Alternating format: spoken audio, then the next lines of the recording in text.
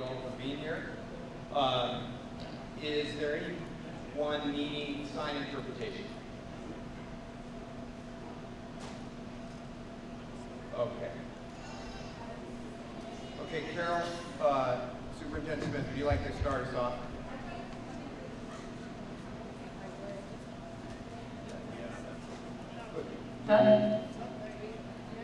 Can you hear me? Yeah. Yeah, okay. Okay, so part of what we're convened here at Creston for tonight is a community meeting that will happen after the board meeting. I'm going to briefly walk you through the events that led us to this moment and then talk about what the plan is for addressing those events. So, and I'm going to try and keep the events very skeletal for the purposes of the conversation we're going to have. So, what we do know, so we know that back in March, in response to what we knew about what was going on in Flint, Michigan, we worked with the City of Portland Water Bureau to plan for district-wide water testing, and we included in the budget in March for testing to be conducted in the summer of 2016. In the meantime, PPS responded to requests from community members to do lead testing in 3 schools. At one school, which was Lewis, there were no elevated levels found. Communication happened to the school to report findings, and that was it.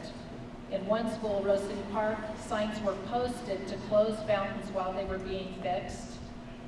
And in the third school, Creston, where we'll be meeting tonight, elevated levels were found, the water was not shut off, nor were signs posted to close fountains while they were being fixed.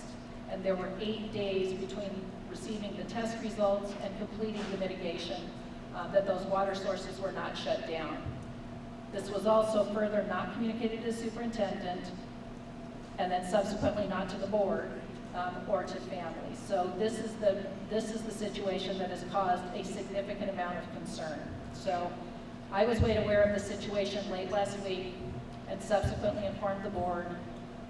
This is not our protocol and this is not acceptable. So we're taking immediate action to ensure the safety of all of our students and staff in every school and to understand what happened and why it happened so we can make sure it doesn't happen in the future. First of all, we focused on getting safe water to every student and every staff member in every school for the remainder of the school year. We also have determined Friday night we went and had custodians bag and label every drinking fountain so that they were taken out of use in every school. And then this morning, preparation was made to make sure we had water available in every one of our schools for the remainder of the school year. This will extend into the summer in buildings that we have summer programming. Food preparation will be done without water or by using bottled water, and we'll use disposable utensils through the end of the year. So first and foremost, our focus was on safety for kids and making sure that kids had access to clean water. Secondly was the focus on how did this happen and how do we make sure that it won't happen again in the future. So 3 different actions that are being taken that involve third parties.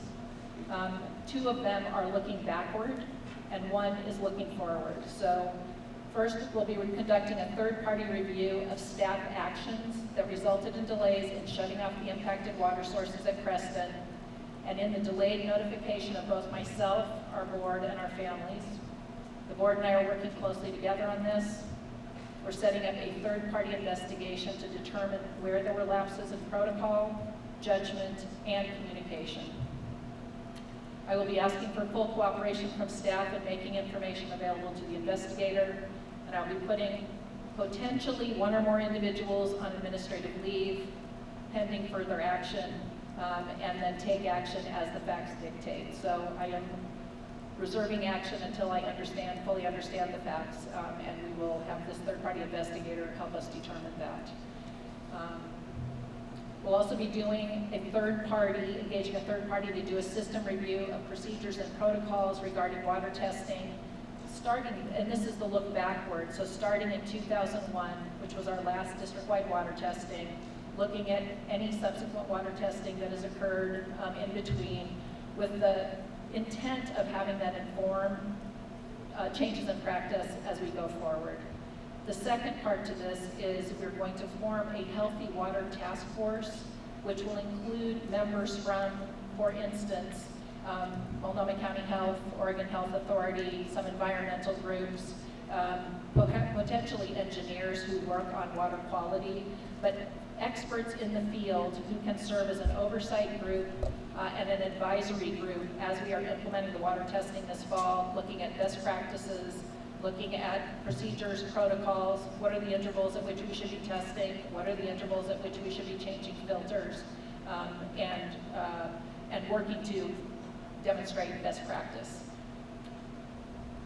We'll conduct district-wide water testing and the corresponding mitigation during this summer as we had planned. We included $450,000 in the budget for this purpose. We've also worked with the city to put $100,000 toward help the lab testing of the results. And we would also utilize contingency if necessary to ensure we have completed this process by the time students return in the fall. Further, we're establishing a website so that we can post results and answer frequently asked questions so that it will be a rolling ability for the public to understand what's happening, ask questions, and have transparency around the data that we're getting back. Later tonight, we'll have a panel that includes school district leadership as well as public health experts that we wanted to make available specifically to the Creston community, given this is where this occurred. And then we will continue to gather questions as we receive them and post them on the website. So tonight, the board is receiving 2 documents, one of which is an action plan that details the actions being taken as I just described them at a broad level, when they will happen, the timeline by when they will happen, who the executive lead is that's responsible, and who the implementation lead is that's responsible. I'm going to briefly walk you through this PowerPoint, which again says many of the same things I just said, but I want you to be able to see it in print just so you're really clear what are the actions we're setting forward before I turn it over to the board. So, do we have something that works to click? Right.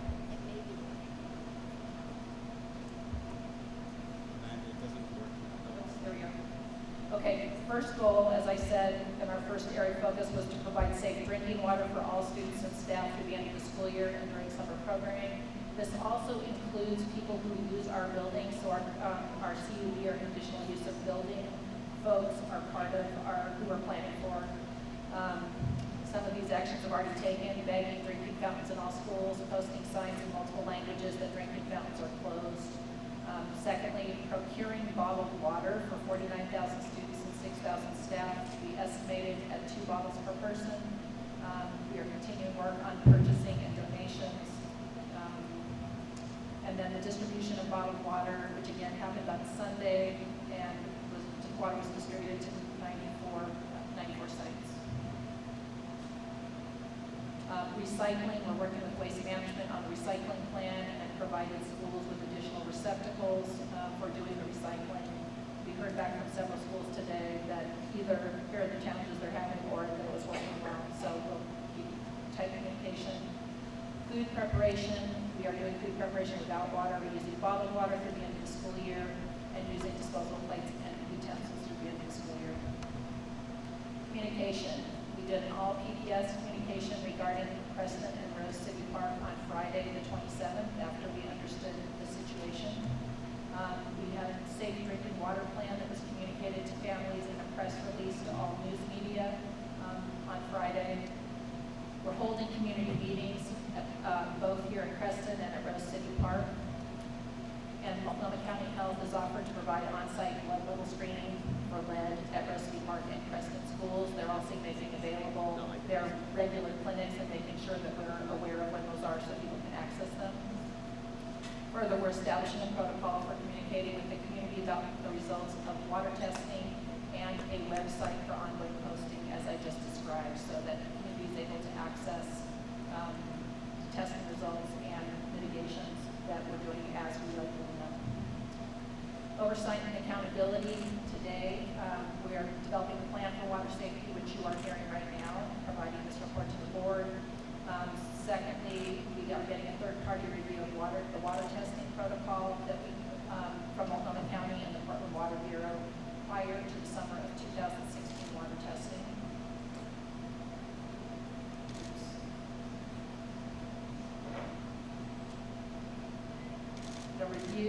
are conducting two independent third-party reviews. One is a system review of procedures and protocols regarding water testing dating back to 2001. The second is the personnel review that I described of actions that resulted in delays in shutting off impacted water sources and delayed notification of the superintendent, board, and families. And then the go forward oversight and accountability, forming the Healthy Water Task Force with expertise from the community to look at protocols, provide oversight, and establish the intervals at which we should be testing. We will also be engaging a consultant to work with PPS on a strategy for prioritizing water testing, but also building a comprehensive plan both for short-term and long-term mitigation. So part of what is the challenge here is we can't predict what this will cost until you've done the testing and understand what the issues are that you're trying to mitigate. So there could be longer-term mitigation strategies as well as ones we'll employ in the short term. And then finally, for the budget for water testing and the corresponding mitigation at the recommended intervals. In summer of 2016, we're conducting water testing for lead in all drinking fountains and sinks in all PPS facilities to be completed by the end of August 2016 for the start of the school year. We are engaged in a third-party contract with TRC Solutions to perform the sampling. It will be analyzed by a third-party lab under contract with the City Water Bureau. Did I just lose my mic? Did I back up? Okay, thank you. Schools with summer programming will be our first priority for testing, so that if we are able to mitigate it for the summer programming, we will. The PPS sampling protocol will be followed, and this is the one that is developed in accordance with the EPA document. And then finally, we're ensuring that filters meet the EPA standard for lead. Ongoing, we will continue to replace filters annually, which exceeds the manufacturer recommendations of replacement, and conduct future water testing at the intervals recommended by the Healthy Water Task Force. So with that, I will just say that, again, the board and I have been working closely at putting a plan together. We've put primary importance on making sure our kids are safe and have safe water to drink from here at the end of the year, and then digging into understanding how this happened and how we would prevent this from happening in the future, which again, we're relying on third-party eyes to come in and work with us as we do that. So with that, I will turn it over to Tom. So I think what I'd like to do is ask the board members if they have any questions, and we'll just do one question at a time per board member and go around that way. Since we're going to be adjourned at 5:45. So, are there any questions or comments to be made? Paul? Other than Benson and George, what schools have summer programming? There are a number of schools, and we've got our program folks putting together a comprehensive list so that we are absolutely prioritizing those to get the testing at the front end.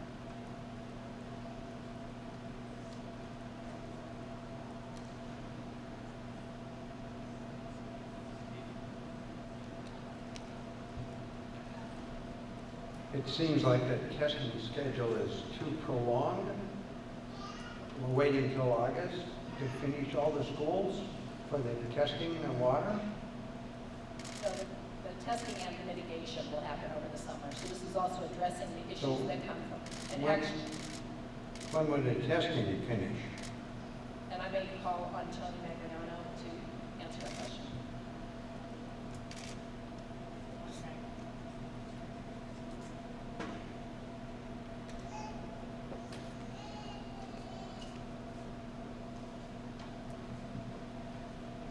Tony Magliano, Chief Operating Officer for the school district.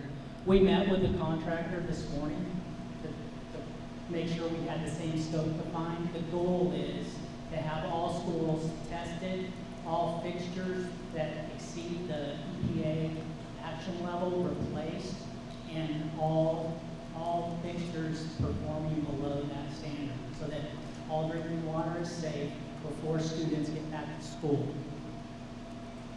So when is the actual water testing done? Because we have what, 40 or, potentially we have 40 or,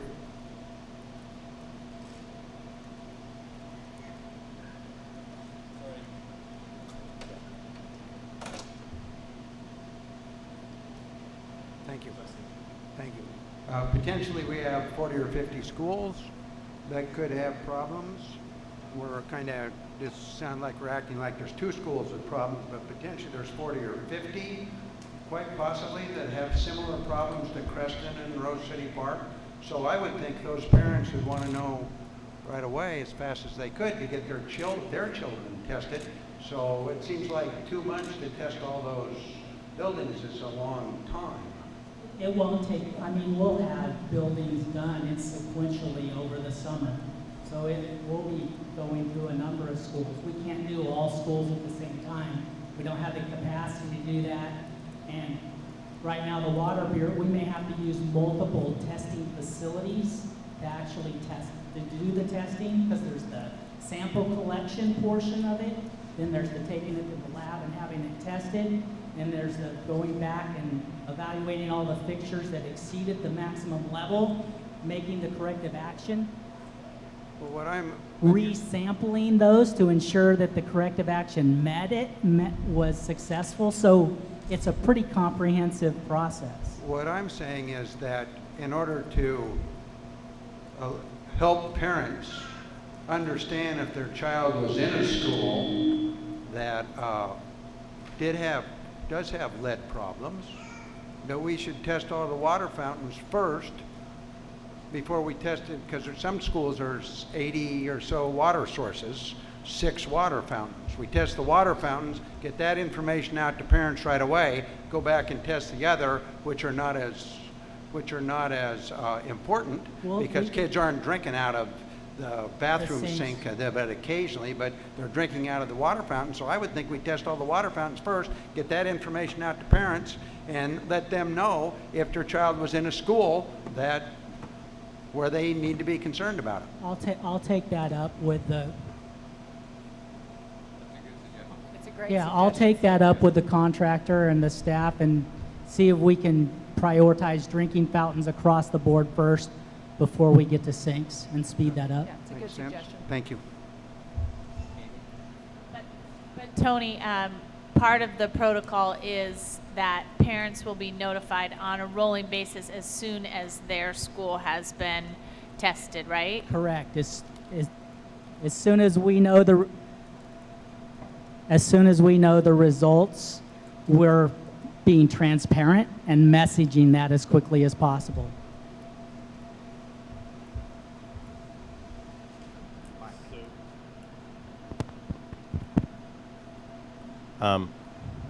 Hello. Technical difficulties. Okay. All right, that's better. Wow. Okay. So Carol, around noon today, staff provided us with a data set that was taken out of a database of results you have going back to 2001 on testing. And I guess the data was pulled 2015. It's a lot of data.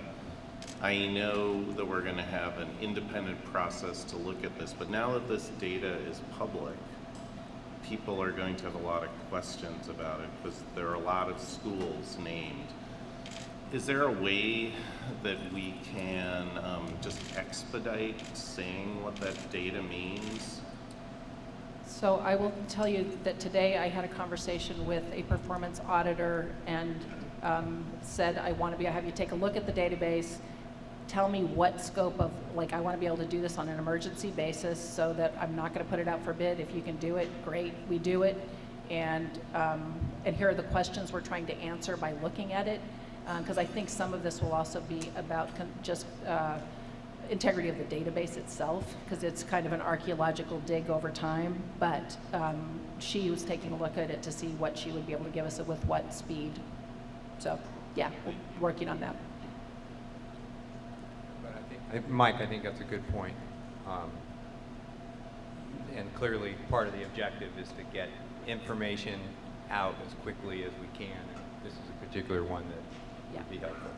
Well, and I think we may be able to assess how much we think we're going to learn from the database and be able to help her with scope of what we want to, and where are we going to gain more from expertise, external expertise to build processes going forward. We know we've not been in the optimal environment, and we want to build optimal processes for the go forward, so.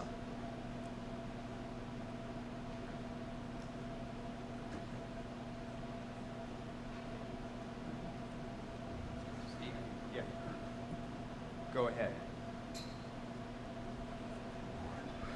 This is probably for Tony too. This language says, continue to change filters.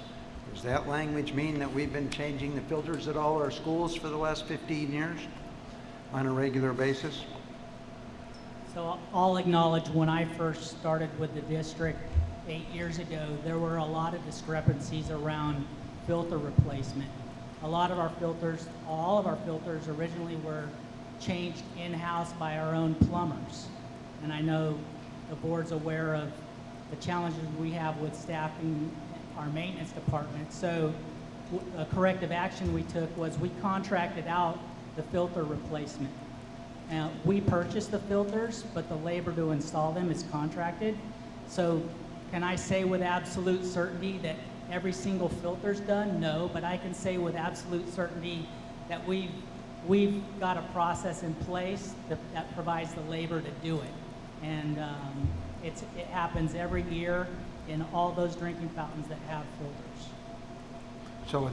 So the fact that we have drinking fountains that have too much lead in them, does that mean the filters were no good? Or does it mean that we put it in the wrong filters? Or does that mean generally that we didn't replace them when you say? Well, filters aren't on every drinking fountain in the district.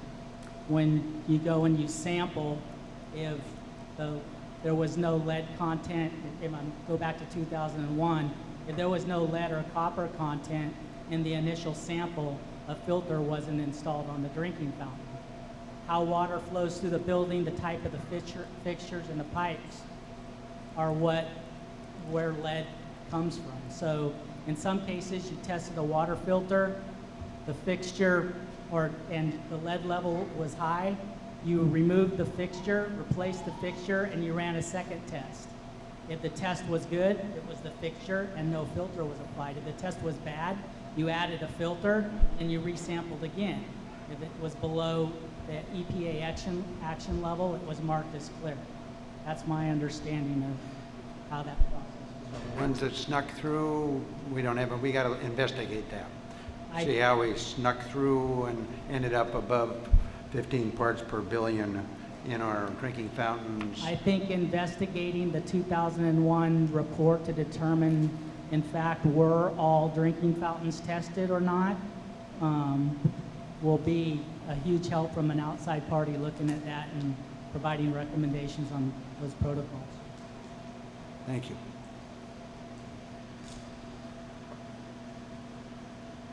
Any other board members, comments or questions? Paul? The testing and the many other steps that are outlined here, how much is this going to cost? Do we have any estimate on that at this point? So what we budgeted this summer, based on conversations with the Water Bureau and our knowledge of what it takes to do an individual school, was up to $450,000. So that was what we earmarked in the budget to do this. And I have also said, if in fact it takes more, because you can't predict what the reason is. If it's in the pipes, if it's in the fixture, there are different paths you go down, or if it's you have to repipe a whole building. This is where I believe we'll end up with both short-term and long-term mitigation strategies. And if in fact we have to go back into reserves in order to address this before the beginning of the school year, we will be in that conversation about doing that so that we can take care of it before the beginning of the school year. But we earmarked $450,000 in the budget. Just to be clear, the short-term plan that will be implemented is we're going to have clean drinking water at every single school. Correct. And in terms of looking at the longer term plan, we need that assessed, and then the board will have an opportunity to determine the best way to go about Correct. funding that.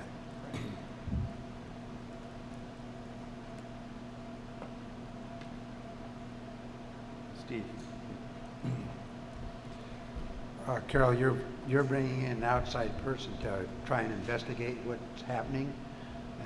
That's good to get that internal investigation.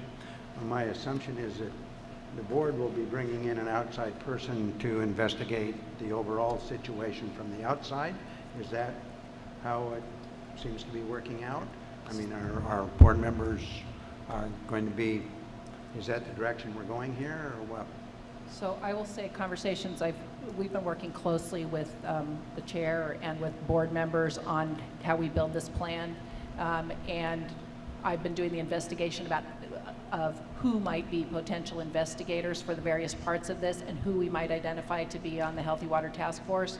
The conversation of who any of these people report to, is it like me calling for the investigation, which I think it's all of us calling for the investigation. I think we have a conversation to be had about what's our most effective reporting structure. So, And Steve, I'm sorry, I didn't hear the last so sentence. I think that, like, we've been investigating who might actually conduct these the different external investigations. I think we may still have a conversation about who any one of these investigations or task forces reports to, the board or the superintendent. I think that that's still an open question. I was talking about two investigations. Two You're doing investigations. yours, and then the school board would do theirs, and there would be two investigations. That brings it outside of, the administration, which I think is critical that we do that. No, I mean, I don't mean any offense by it, but it's critical Yeah. for many people out in the community to see an investigation that comes directly from the board as opposed to coming from the administration. Though I think doing your own investigation administration is a very good idea. Steve. I'd be willing to put this on to a later board meeting, the next one, if that'd be fine with me. We need to discuss that. Hello. Sorry, go ahead. All right. I think from my viewpoint, in terms of the actual review, the review, the superintendent will be part of it, but it will be reporting directly to the board, and the review person will be chosen by the board. So, to your point, it's the right way to go, and we will do it that way. We have two investigations or One. so we've got the superintendent involved in the investigation. Superintendent has to be involved with anybody that comes in to investigate and review what has been going on. So Oh, yeah, there's going to be more than just the superintendent. It's going to be other staff members as well. But it will be reporting to the board. Yeah, but that's not going to fly out in the community with all sorts of people. That's just not going to fly.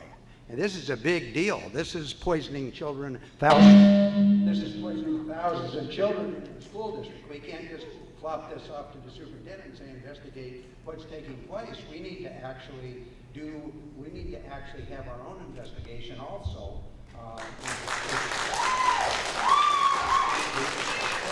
ready to talk about it already. If we put it on the agenda for the next meeting, that will be fine.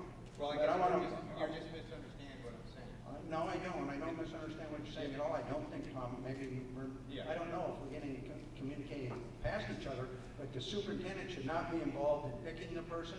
Superintendent should not be involved in supervising anybody who's investigating the school district. The superintendent should not be involved in those decisions. We should. Like I said, nobody talks about it. I'll just shut up about it and we can go on what we're here for, but we need to have it on the next agenda then. So can we get that on the next agenda? Is that a problem? It's fine with me. Hopefully we'll resolve it before then, because I think we're pretty close. Sorry.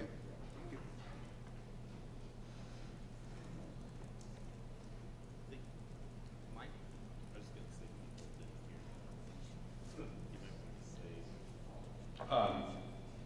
Yes, we will talk about it in our next agenda if it's not resolved before then. So I certainly share the spirit of what you're talking about, and I think the whole board does. And I will say, I also proceeded as if that was still a conversation about where do these investigations report. So like that's not a new thought in my head either. I think we want it to place that is most effective in terms of looking at what we're looking at critically. Yeah. But I think also, if I'm understanding right, we're talking about two parallel processes. We're talking about having an outside investigator look at the protocols we've had around water testing. Correct. And the state of possible contamination in all of our buildings, past and present. And then we're talking about a separate process that is around A personnel investigation. personnel, yeah, and the decision-making and communication that led to the lapses in this school. Correct.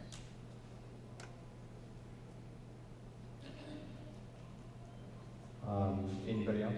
Comments, questions? Paul? Could we please get a copy of the water sampling protocol, the May 29th memo? Yes. Thank you.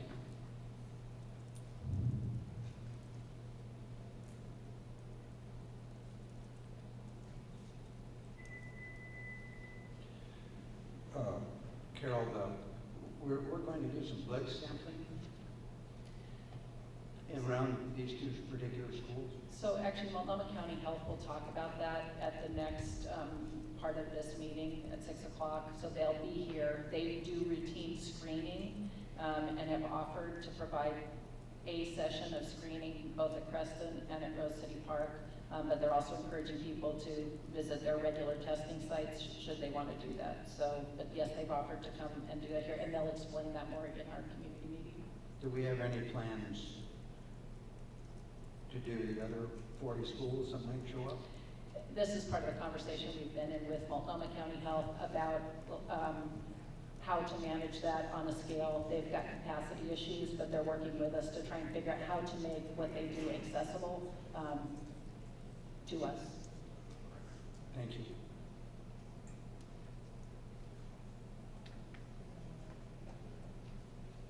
Anybody else? Comments?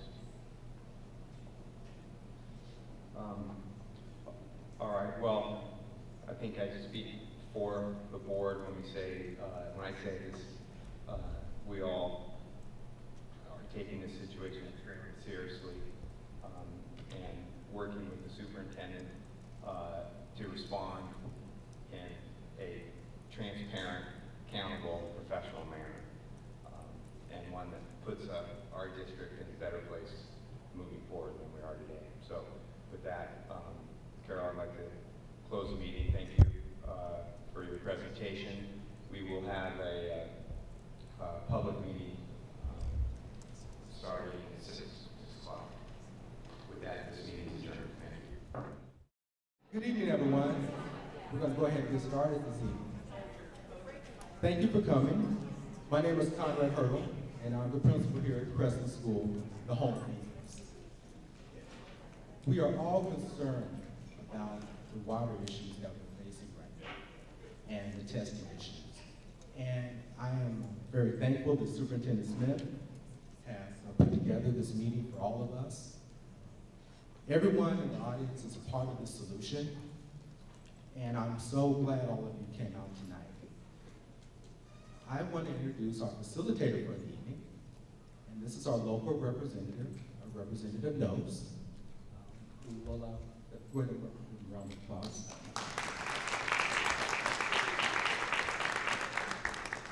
And also, we appreciate all the guests that are here too.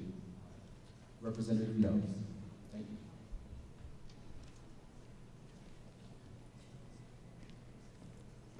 Okay, is this on? Can everybody hear me? So, like many of you, I was concerned about what happened and what's come out about this situation.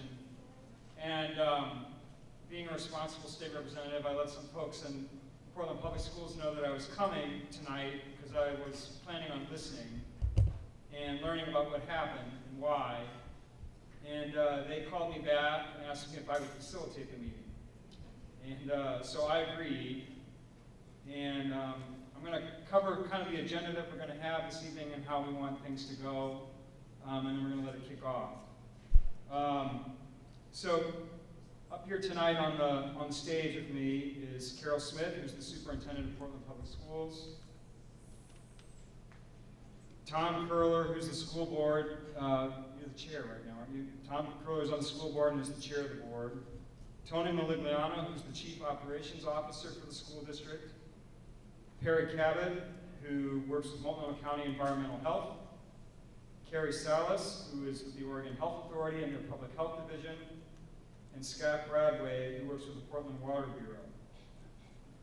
Now, folks are going to get up and give an overview and speak from either what happened or what's being done at the moment, or from their expertise in this area, and attempt in advance to probably answer some of the questions and concerns that I know you probably all have. Once they're done, then we're going to open it up to Q&A.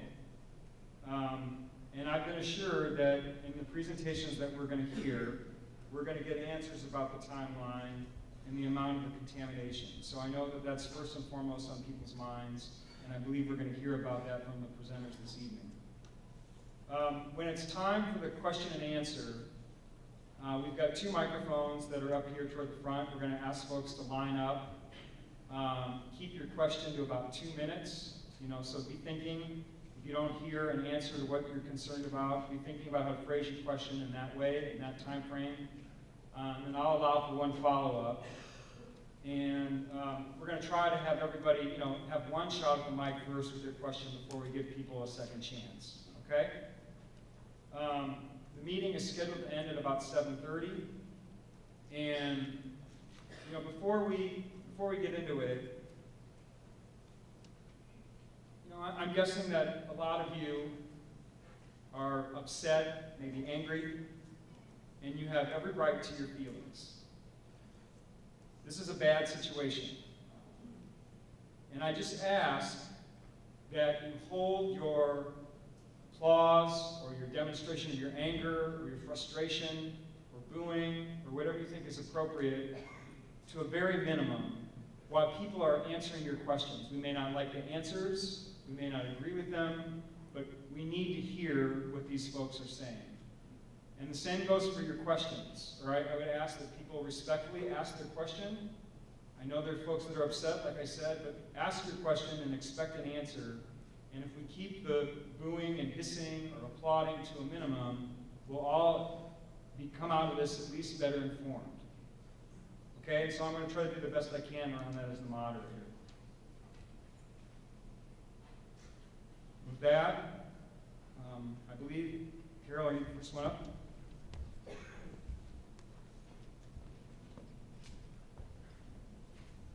I want to reiterate the thanks to all of you for being here.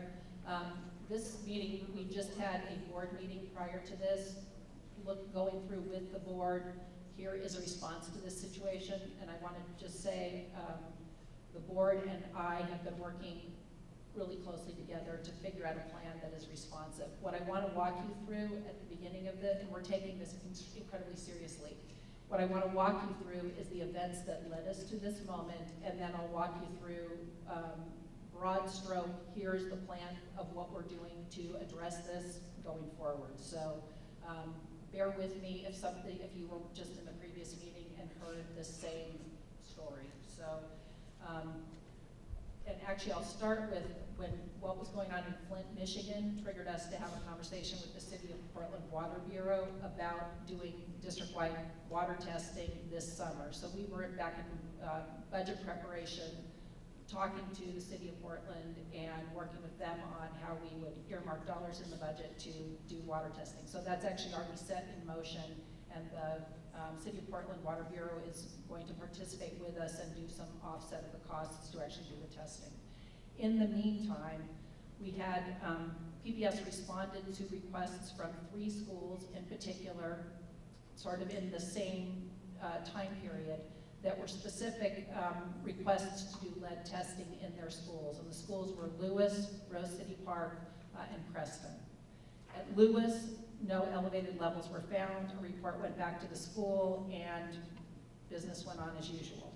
At Rose City Park, signs were posted to close the fountains while they were being fixed. So the actual mitigation occurred. Signs were posted for people not to drink in the period that they were being fixed. And again, business went on as usual. At Creston, elevated levels were found. The water was not shut off, nor were signs posted to close the fountains while fixing. So there's an 8-day period where that was not, those protocols were not followed. Those were fixed, so ultimately the mitigation does occur, but we have the 8-day gap. So one area of concern. Second is the communication that occurred, which is no communication made its way up to the superintendent and thus the board, and communication with families did not occur. So in terms of what we are looking at that is of serious concern as a protocol that was not followed, that is the heart of the serious protocol. I was made aware of this late last week and subsequently informed the board. Again, this was not our protocol, it's not acceptable. We're taking a number of immediate actions. And the first and foremost was looking at our ability to say with assurance that the rest of the district was not in the same position. We immediately said, okay, we're not going to be able to make that assurance. We need to provide water, safe water for students and staff through the end of the year. So Friday, we worked to secure and procure bottled water for 49,000 students and 6,000 staff that was then delivered on Sunday to be available to students this morning at all of our school sites. So just to say, first and foremost was figuring out how do we assure students and staff that they've got access to safe water through the remainder of the school year until we're able to do testing of all of our buildings. So safety first. Second was how do we take a look at what happened and take steps to ensure that this never happens again. And I'm going to say that's been like now what our focus is. And I'm going to say 3 things that we're doing in order to critically look at processes and protocols. The first is there will be a personnel review that takes a look at the actions of staff and where we had lapses in either protocol, judgment, or communication. I don't yet know the detail of the outcome there, but that will then, the results of that and the facts that we learn will then be cause for action that corresponds to the facts that we learned. So that's the first one, and we will be hiring an outside investigator to do that, that process with us.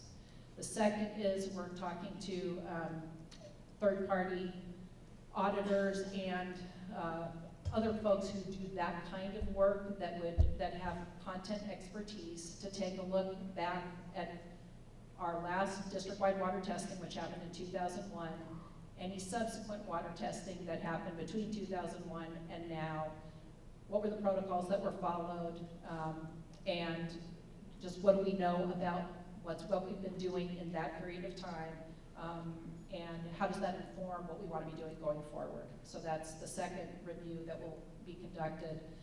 Third, we are forming what we're calling a healthy water task force that will include, again, expertise. So someone from Multnomah County Health, someone from the Oregon Health Authority. We're looking at potential engineers who do work on water quality management, and some environmental expertise that we will ask to form this task force and advise us over the summer as we are doing the water quality testing on best practices, protocols, procedures, what are the intervals we should be testing at in order to be a best practice, how frequently should the filters be monitored and changed, things of that nature. So that group, I'm imagining we will learn something from the look backward, but I also know that we have not been performing to the highest standard and where we're really looking to inform our best practices from that group in looking forward. So just to say that's the next piece. And then as I mentioned, we will be conducting testing this summer. So doing the testing and performing the corresponding mitigation for whatever is discovered during the testing. The board, we budgeted $450,000 in the budget for this purpose.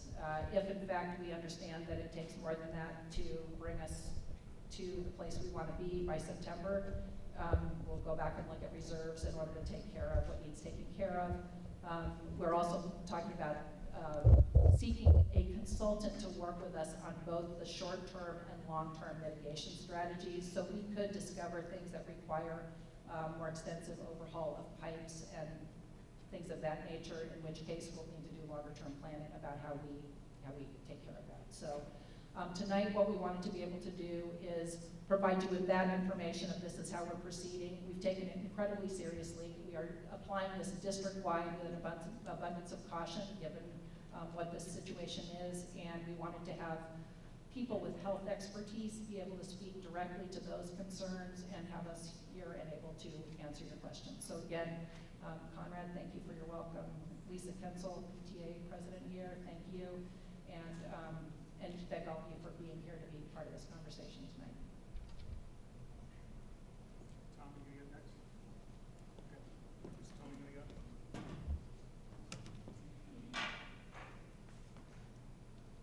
Go ahead. Either one of you wants to get up next, go ahead. Okay. All right, so we're going to go ahead then and shift over to the health experts that are here with us this evening. And then once they're done talking, we're going to shift into question mode. Hello, good evening. My name is Perry Cabot, and I come here representing Multnomah County Environmental Health Services. I am the Senior Program Specialist in running the lead line program, which is the public health program that responds to elevated levels of lead in children in our community, and also provides education, outreach, resources, connections for families to various programs within the city and the county that support lead poisoning prevention. I'm here at the invitation of Portland Public Schools to provide health information around lead poisoning risk, and so that's my function here. This is certainly not a great way to learn about lead and its dangers, because this is a very sensitive time and a very fraught issue for the community. However, these opportunities, as tense and challenging as they can be, can provide an amazing opportunity for learning. And I encourage you to ask your questions and learn about the risks of lead to our community, many of which start in our own homes. The data that we have and the experience that I have in my role strongly support that our children are most at risk in our old homes. However, there are other sources, including water and traditional hobbies and medicines that are important not to lose sight of. So we're here to try to help answer your questions about lead, and I'm going to turn over the mic to my colleagues here and welcome your questions later.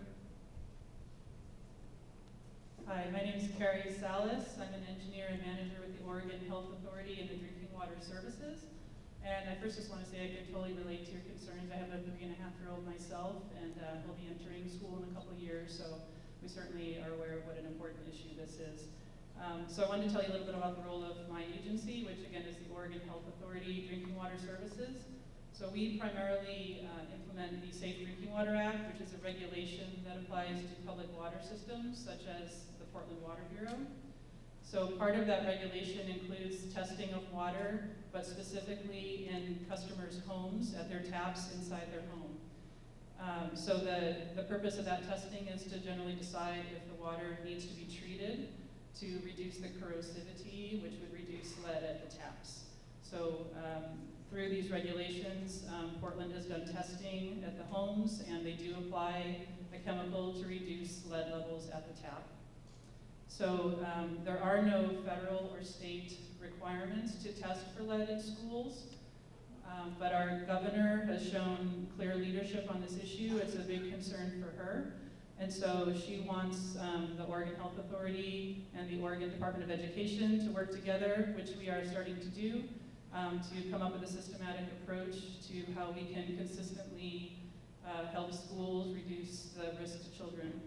And so there's guidance from the Environmental Protection Agency on how lead can be reduced in schools with testing and other approaches. And so we are currently disseminating that guidance to all the schools in Oregon so that there can be a consistent approach towards that. And as far as like personal action that you can take, the best thing to do really is to flush out the water after the water's been sitting in your pipes for a while. Just kind of feel the water, and when it gets a little bit colder, you can tell your plumbing has been flushed out and you're getting water straight from the main line, which would tend to have less lead in it. And you can also, if you choose to have your water tested, make sure it's from an accredited laboratory. And there's also filters available that you can make sure that it's certified by the NSF, which is the National Sanitation Foundation. Make sure it's specifically certified to remove lead. So I just want to say that the Oregon Health Authority wants to do everything we can to work together with many agencies in Portland Public Schools to make sure we can do what we can to protect our kids. So thanks for coming, and of course I'm happy to answer any questions. I want to add something. Sorry, going out of line. I want to announce that we're also the agency that provides the free blood lead screening for children throughout Multnomah County, and we've done that for quite a number of years. And that is something that, as Carol said, we want people to take advantage of that resource. We actually have set up, as of today, we have clinics set up for both Creston and Rose City Park for next week. So I hope to have an opportunity to explain the sort of pros and cons of the different testing methodologies. The information sheet that was provided to you as you came into the auditorium also has an explanation of some of the pros and cons of screening versus blood testing at your provider. But we will be here, I believe, on Tuesday the 7th from 4 to 8 p.m. and we'll be at Rose City Park on Monday the 6th from 4 to 8 p.m. providing free blood lead screening for children of these schools, and I guess for others who are concerned who hear about it, because we're not going to turn anybody away. So I just want to share that, and also share that I am also a Portland Public Schools parent as well, so I'm concerned about this both from the level of public health work and also from the parent perspectives. Thanks. Hi, I'm Scott Bradway. I'm with the Portland Water Bureau. I work in our water quality division, and I've been working on our lead program, lead compliance for longer than I thought I ever would. But I'm mostly just here to help answer any questions that people might have about lead in drinking water. As Carrie mentioned, there's some really easy steps you can do to reduce your potential exposure to lead. In addition to flushing your taps, we also encourage you to request a free lead and water test kit that's provided from the Portland Water Bureau to all of our customers, free of charge. You can get that at leadline.org, which is actually through Perry. We work with the county to get these test kits out to everybody. But mostly I just want to give everybody a chance to ask the questions, so I'll just pass it back over. So just to kind of remind people, we're going to go to about 7:30. Keep your question to 2 minutes. We'll allow for one follow-up. There's also, I want to acknowledge a couple of elected officials in the room. With the school board members that are here, would they please stand? In addition to Tom. So Amy, Paul, Julia, Pam, Mike, they're all here. Steve Gill, they're all here. So the entire school board has stayed here tonight to listen to this. I also want to acknowledge two of my colleagues from the legislature who are here. Representative Kathleen Taylor and Representative Alyssa Kane-Geyer, if they would just stand, please, as well. Okay, so with that, let's go ahead and come up to the mic and just take questions one by one, and we'll work with the panel up here to have the most appropriate person give the answer to your question. So I'm here with the Portland Eastside Portland Air Coalition. Lead is in our air as well as our water.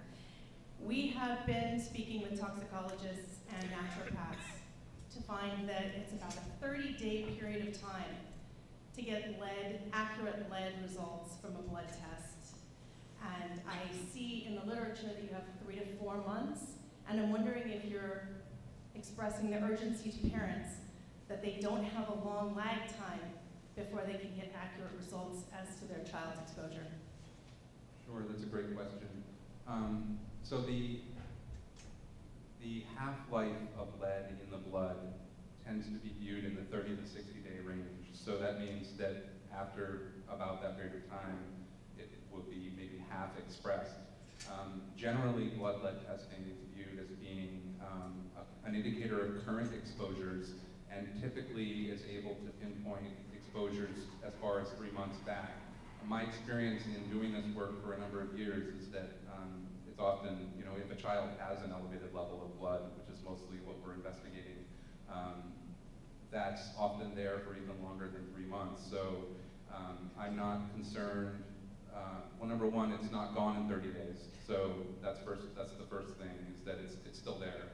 And we know that because day in and day out in my role, I monitor children's blood levels. In fact, I've worked with, I've worked with a lot of community members, and we watch those blood levels come down over time, but it's certainly not gone in 30 days. So I can assure you of that. Right, we get a little bit of frustration because then we hear if the levels come back low and they're not actionable, then you have another sect of the population that thinks that their kids are going to be okay, and they're not motivated to test because they hear that.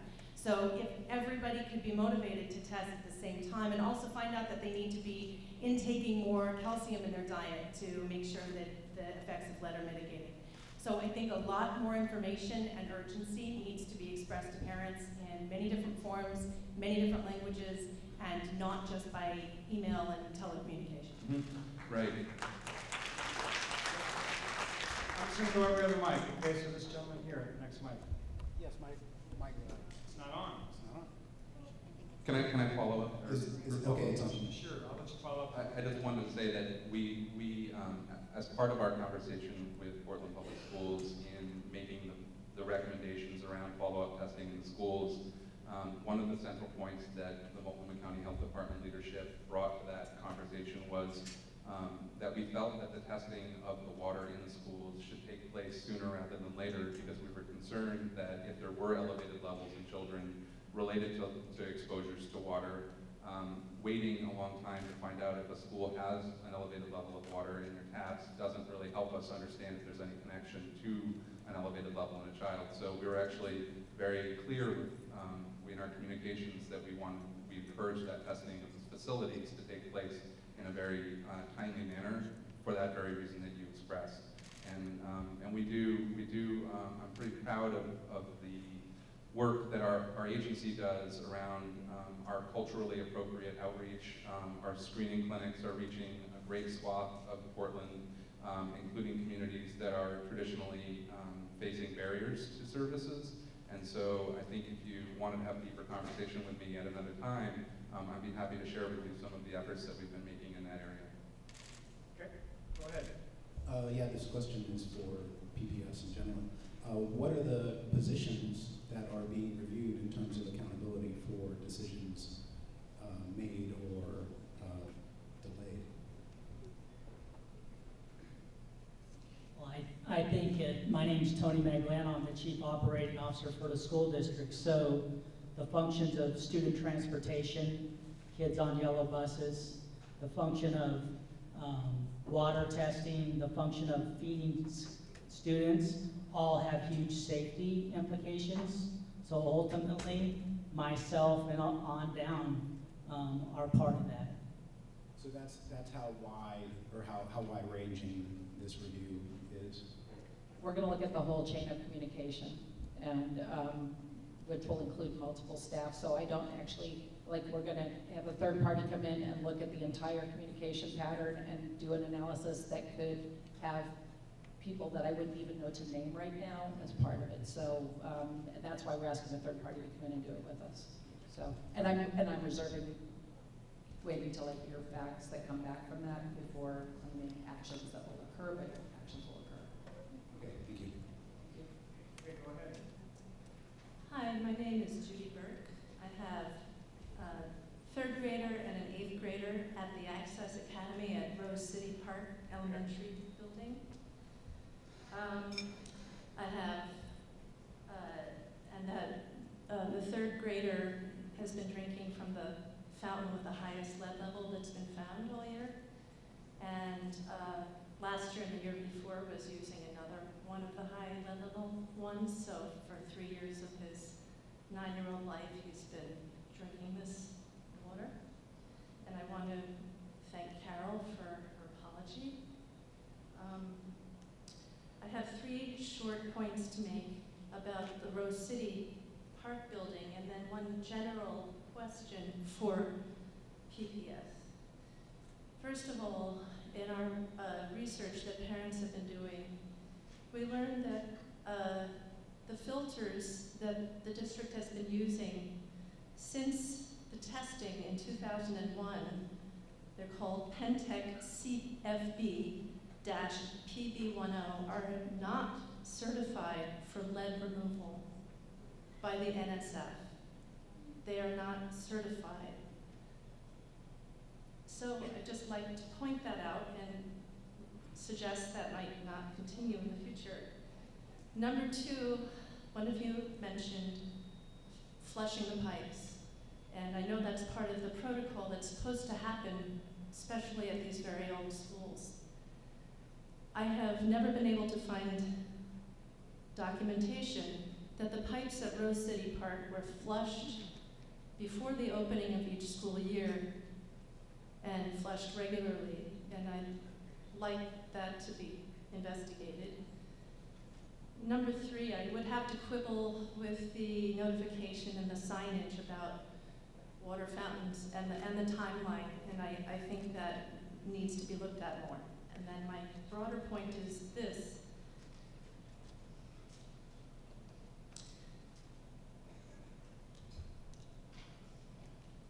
Back in May 2007, the PPS board approved what was ended up being a $920,000 contract to a company named Magellan, Texas-based consultant, to assess the condition of the district's aging facilities. And this information that they found, they went into every school and they produced a report and discovered that it would take about $900 to $1.4 billion to fix all of the serious deficiencies in Portland Public Schools. And that was used in order to sell the capital improvement bond, which we all know passed. Can you get to your question? Yes. I didn't want to interrupt you, but. No problem. So the report from that, the page for Rose City Park from 2007, under deficiencies for plumbing, says, LC, the plumbing/domestic water piping system is beyond its useful life.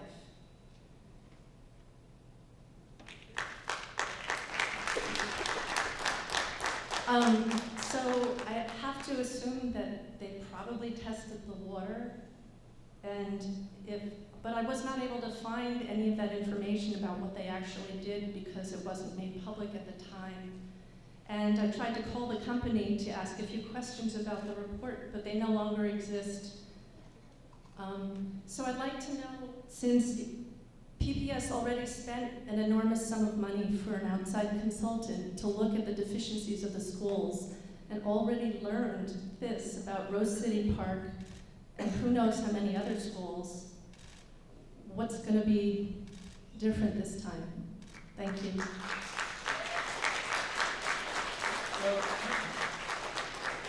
Okay, I'm going to let somebody answer. Just, again, let's try to keep our applause and our comments, brief, okay? Go ahead and.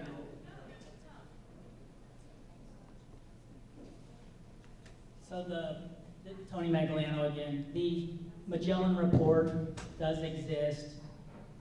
My belief is lead testing wasn't a component of their analysis. They went and looked at all the physical infrastructure across the entire district and a number like $1.4 billion to do all of the seismic improvements, plumbing improvements, ADA improvements, and all of our schools, with the exception of a few of our most recently constructed, have building components that extend well beyond their life.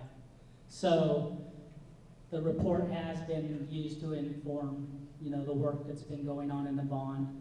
Unfortunately, the cost to do it is pretty great. Our new schools that are in the bond are getting all the new lead-free piping, and we're doing our best to continue to ensure that the water is safe through regular filter replacement, and now setting aside funding to start an annual testing program around our water. Can we follow up and hear an answer to the fact that the filters aren't lead? So I do have, and I can address the lead filters. And we have asked both the county and the Water Bureau to look at that filter because it is a lead reducing filter and it does perform. The difference between the filter you're recommending as opposed to what is you're correct. It's not certified by the EPA, but the ANSI specification for that filter does meet the requirement for lead reduction. But we are going to look at that, and if we can opt to a filter that better meets our needs, we will. Every filter will reduce lead. It is not certified, and the EPA is very clear that it needs to be certified. Okay. And she just pointed out that the circles need to be certified. That's an embarrassment. Okay, you guys. All right, again, if you want to make a point or ask a question, get in line, okay? You're welcome to do that, all right? Let's do it in an orderly way. Next person, go ahead. Okay, hello. My name is Gwen Sullivan. I'm a teacher in the district. I represent teachers here as the president of the teachers union, and I'm also a parent. My question, first of all, I will say that I appreciate in the district's handout that they actually had said that the earlier communication said that the district performed routine testing and then said that was inaccurate. And I think that's really important to note that when there are things that are wrong, that we make note of it so our community can actually trust what our district is saying. So I think our parents and our teachers can absolutely deal with the truth. So let's make sure that we have that front and center. I'm glad that the question about the filters was there. The other thing around protocols, all of those things are very important because there's some news to me, and I've been teaching in this district since 1991. But the question is about when we hear that these two schools have these elevated levels, when we look at the report from 2001, what would make us think that every other school that had these high level of testing in 2001, why wouldn't we just assume that they all have this high level as well? It seems like with these two schools being tested, that the other one, there's no other change or protocol that would be any different, so why wouldn't we assume the same height of I'm going to guess high that's a levels? facilities question. You guys want to try and answer that? Sure. So, obviously we checked 3 schools. Lewis, there were no elevated levels. Rose City Park, there were. Creston, there were. And you're correct. That sends the signal that maybe there's a bigger problem, and that's why the superintendent reacted and shut down all drinking. Thank you, that makes sense. As far as there was one school that didn't have that, it makes you think, what would they do? And so I appreciate that. The filters being done annually or sooner if they plug is not an accurate, it doesn't happen that way. As a parent, when we've had plugged up filters, we actually have had to do everything we can to try to get the district to replace them. When you see the date on them. And during the swine flu, when we saw kids trying desperately to suck out some water on the drinking fountain because it was plugged up from not having been changed for a number of years, it took a lot of advocacy of parents to get it changed. So I think being accurate about how often they're changed, we make sure that it's done when parents request or it's requested. I don't, maybe that's a going forward, you'll do that, but that's not happening now. And the whole idea about sinks, not using the water in the sinks, nobody's ever told us that. In a few spaces around the district, there might be one sign in the cafeteria, in the cooking area that says, you know, to not use this sink for cooking. So just to kind of make sure that you know that. Okay. Sir? Yes. Yes. I appreciate you guys coming here tonight to exchange information with us, and I hope you will appreciate that I had some information to exchange. I'm not sure that emergency handling is adequate, particularly around issues of water. And I want to, about the bottled water. And I want to say a word about this because it's very important to me. My daughter has a medical condition in which she has to drink water all day long. If she does not drink this water, she will pass out. She will be sick for days. She will miss school. The water that she was given today was one tiny bottle of water in an unair-conditioned room on what must be among the hottest days of the year. She was told there would be no more. All of her friends were requesting more. The bottle fits perfectly in the sinks in the bathroom. The sinks in the bathroom are still open, and the child can easily fit this bottle right into the sink. So I thought I would share that information.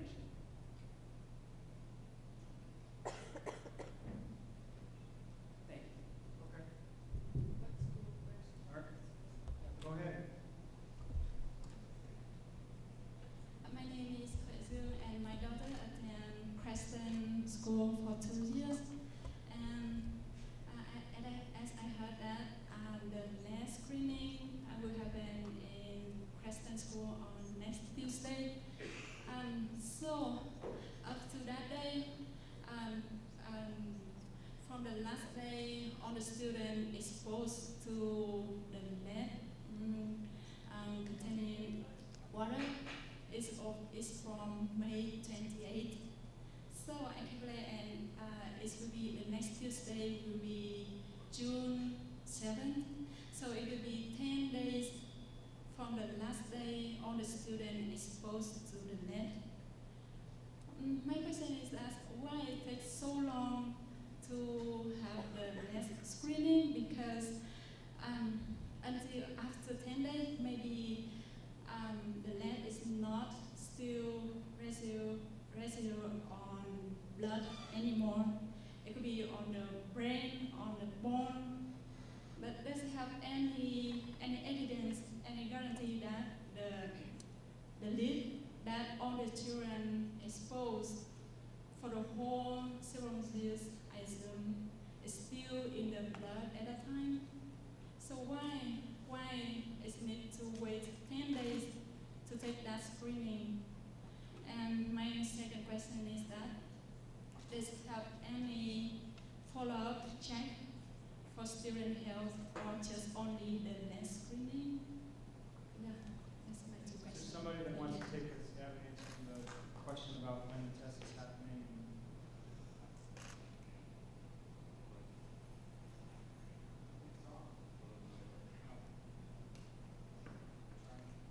Hi. So we, at the screening that we're providing in Creston next Tuesday, 10 days after, I guess 10 days after the last time the students drank the water, is the earliest that the environmental health program was able to schedule events like this, 4-hour-long screening clinics require, especially with the anticipated public turnout to these screenings, we needed to make sure we had a minimum of 4 qualified staff people for each of our clinics that we were doing. So these are clinics where trained staff are running analytical equipment and doing capillary blood tests for children and pregnant women and others who would turn out.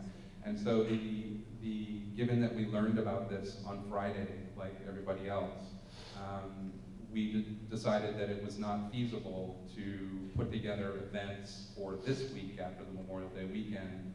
So the earliest that we could pull together the staff necessary to professionally execute these clinics for the public in a way that was going to serve them and meet their needs was to do them on the week of June 6th. 10 days is a perfectly good window of time to assess a blood lead level in a child subsequent to a possible exposure. So if a child is exposed in any way, from paint or air or dust or water, a test done 10 days later would definitely be able to tell you if there was an exposure to lead from any source. We wouldn't know necessarily what that source was until we investigated it. I also want to say that at any time, our recommendation is that those who have access to primary care medical services, please do talk to your own provider about this and seek to potentially have a venous blood lead test for your child if you are very concerned about exposure, as many people here are, rightfully. Please go seek help from your medical provider, because there is a difference between the type of test that you would be provided at that medical provider versus what we will be providing next week. The tests we do are screening tests. They are not as accurate as a venous blood draw from a provider. And so there are a number of different things that might say and make you decide to go actually take your child to the regular doctor's office for a blood test. So if you do not have access to medical care, then I encourage you to come to our clinics on Monday and Tuesday next week, or either one of those clinics. But yeah, I hope that helps answer those questions. Okay. All right. It's not for me or my daughter only, it's for the whole Creston and Rosalie Park student. So Yeah, anybody who has a child, especially people with very young children, right? Because if you dig into lead poisoning and the risks of lead poisoning for our communities, you'll find that overwhelmingly that children in the age around basically from about 9 months to about 2 years or 3 years old are at highest risk for a variety of reasons. Their brains are growing, but they're also behaviorally at great risk. So most of the testing and screening that's done is done with that population. It's very actually uncommon for us to be looking at a need for testing children in the school-age population. This is a reason to look at that, and we would encourage you, again, to seek a conversation with your medical provider, and if you do not choose to do that, please come to one of our screening clinics. Not only the ones, we have them all year long, we do about 80 to 100 of them a year throughout the community, including at Creston Annex and other PPS locations. So please, utilize that service if it makes sense for you, but also consider having a conversation with your medical provider. So how about my second question? About follow-up check for all the student health. Follow-up. I can't. All right. I'm sorry. Go ahead. Ask your follow-up. Yeah, my question is how about a follow-up check for the health, not just this lead screening, right? So can you be more specific about what you mean by follow-up for student health? I don't know, maybe there's some health problem that just a lead screening is not it. Okay, well, I can speak to what would be done if a lead screening or a lead test identified an elevated level of lead in a child. Is that part of your question? Yeah, so if in Multnomah County, basically since 2011, Multnomah County actually was ahead of the curve as far as we do public health investigations of lead poisonings in children at a level of 5 micrograms per deciliter. A confirmed blood lead test of 5 micrograms of lead per deciliter of blood is weird little terms for how blood lead is checked in people. Not only do we go out to homes where we're invited, which generally we are invited to the home to help, when those levels are found at 5 and higher, but we also actually take steps at lower levels. So when levels are as low as 3, I'm frequently on the phone, and this is not something that's a requirement of public health, it's just something that we do in Multnomah County, is that you know, acknowledging and recognizing the fear and the concern around lead exposures in children in particular. It doesn't sit right for me as a person in public health to allow potentially very sort of concerning issues around even lower levels of exposures, right? We know there's no safe level of lead in our blood, right? It's not like we can have X amount and everything's gonna be just groovy.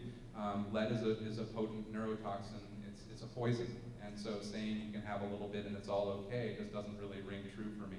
And so we actually respond in a number of ways with communications to families who have had lead tests for their children that have identified even lower levels than 5 that are confirmed.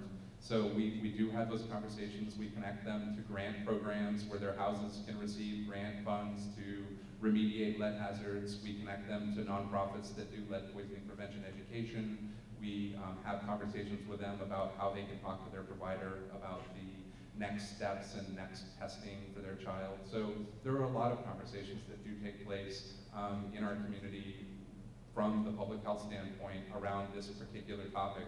So I think, you know, you can at least rest assured that from the perspective of lead poisoning prevention and surveillance and sort of monitoring of lead levels in children in Multnomah County, there are people who care deeply and who are working very hard every day to make sure that the right things are being done and that people are getting served properly. Okay, let's have the next question then. Yep. My name is Kim Sordell, and I didn't plan on speaking tonight, but as I'm sitting here in the audience, listening to how 2 schools had high levels of lead. But Willamette Week just reported that between 2010 and 2012, 47 school buildings had high levels of lead and PPS failed to disclose it. And it turns out that one of them is my school where my children attend, Ainsworth. Why is it that PPS has to be caught by the media before they're honest with us? Why aren't we hearing anything tonight about the 47 schools that had high levels of lead?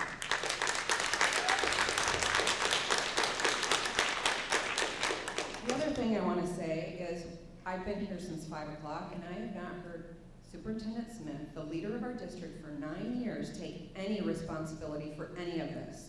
Why has she done nothing since 2001? She's claiming she doesn't know anything about 2010, 2012, and again she's claiming she doesn't know anything about what just happened.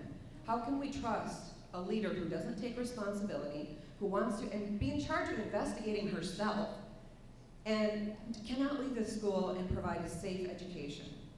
Carol Smith, the question is to you.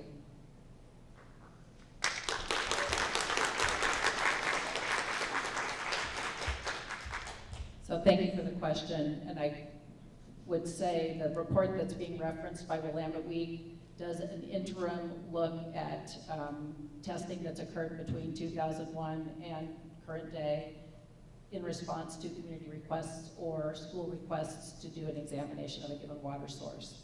My assumption is it would have been that protocols have been followed as we followed up on each one of those inquiries.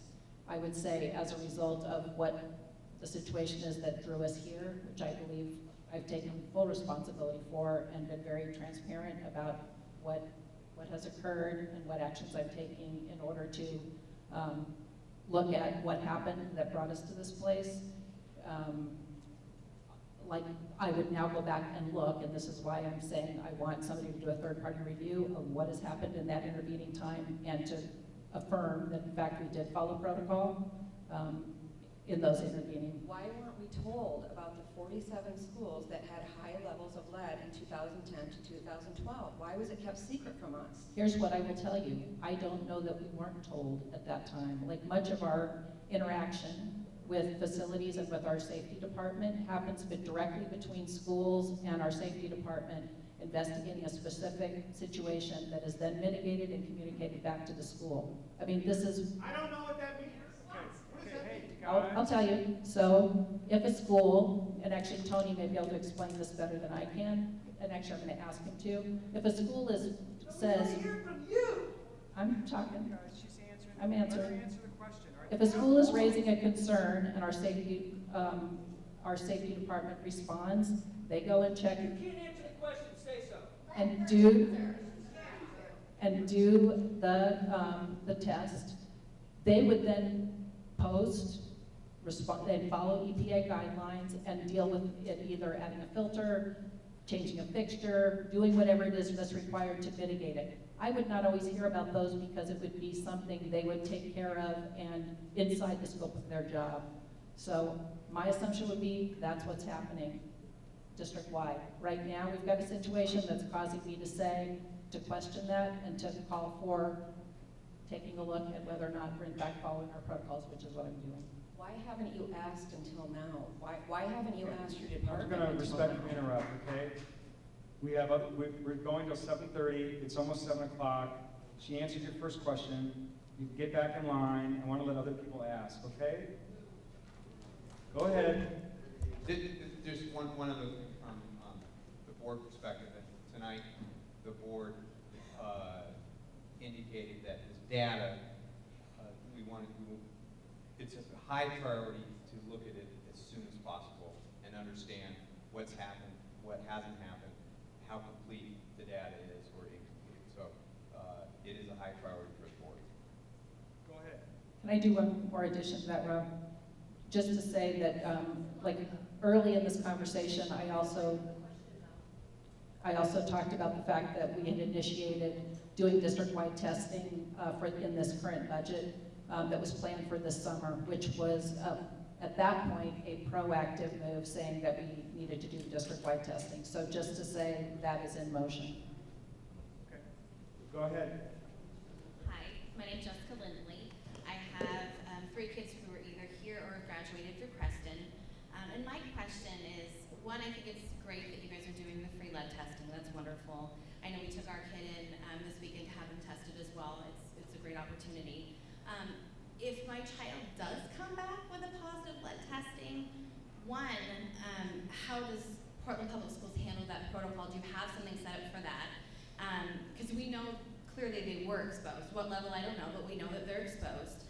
And 2, I know there's a lot of discussion about what we're going to do about filters and these things, but our kids have been exposed. How do you make that right with these kids? Because that's the most important thing in this room. How do you fix that when the ball has been dropped? I'm not talking just about you.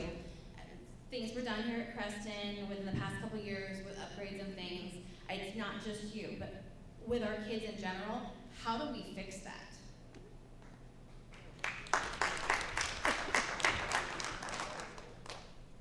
I think some of this is going to be a health answer, and some of this is part of why we're saying, number one, how do we make sure this doesn't happen again? And which is part of why we're enlisting our health partners in helping us build that plan going forward. And why I'm saying Clean Water Task Force includes expertise from the community in terms of how we're building best practice protocols going forward. But I think the question you're asking right now in terms of care for our kids is deeply rooted in what we learn as we're doing our screening and testing.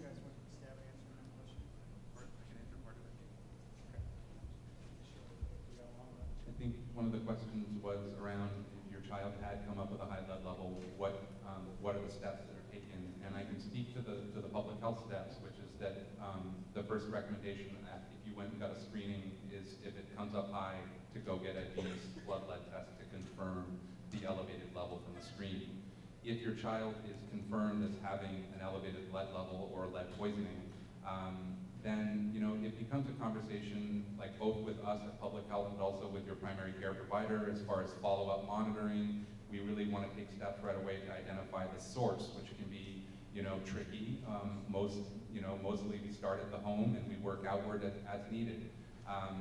If we weren't able, hypothetically, if we weren't able to find a source in the home and we've traced it back to a building like a school building, there's obviously steps that have to be taken. It kind of brings us to a situation like this. It's like, okay, we found a source. But as far as like supports in school, I think I heard a question about what happens in school too.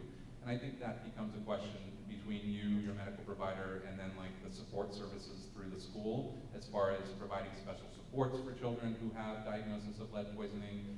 These things do exist, and those are conversations that happen between you, your medical provider, and the school staff in this, in that program. Okay. Follow-up question on that? Sure. Okay, so then my confusion is I know my child has been exposed because you've already tested positive with the lead.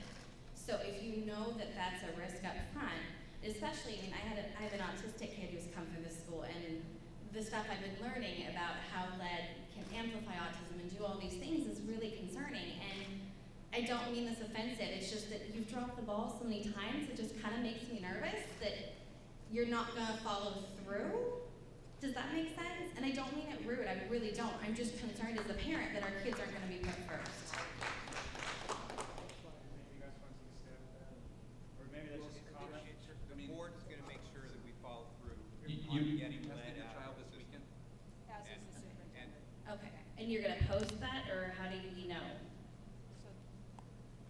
This was part of when we said setting up a website that you're going to be able to track Okay. what's happening at as we're doing testing, that will post the data and the specific Excellent. mitigation that occurs, so that you're able to track real time what's happening and what the motion is. Thank you. Okay, I mean, this is part of, this is both communication within the district and communication with parents and transparency about what's happening. Like, this is how are we able to communicate with you so that you feel like you've got access to the information as it's occurring, so.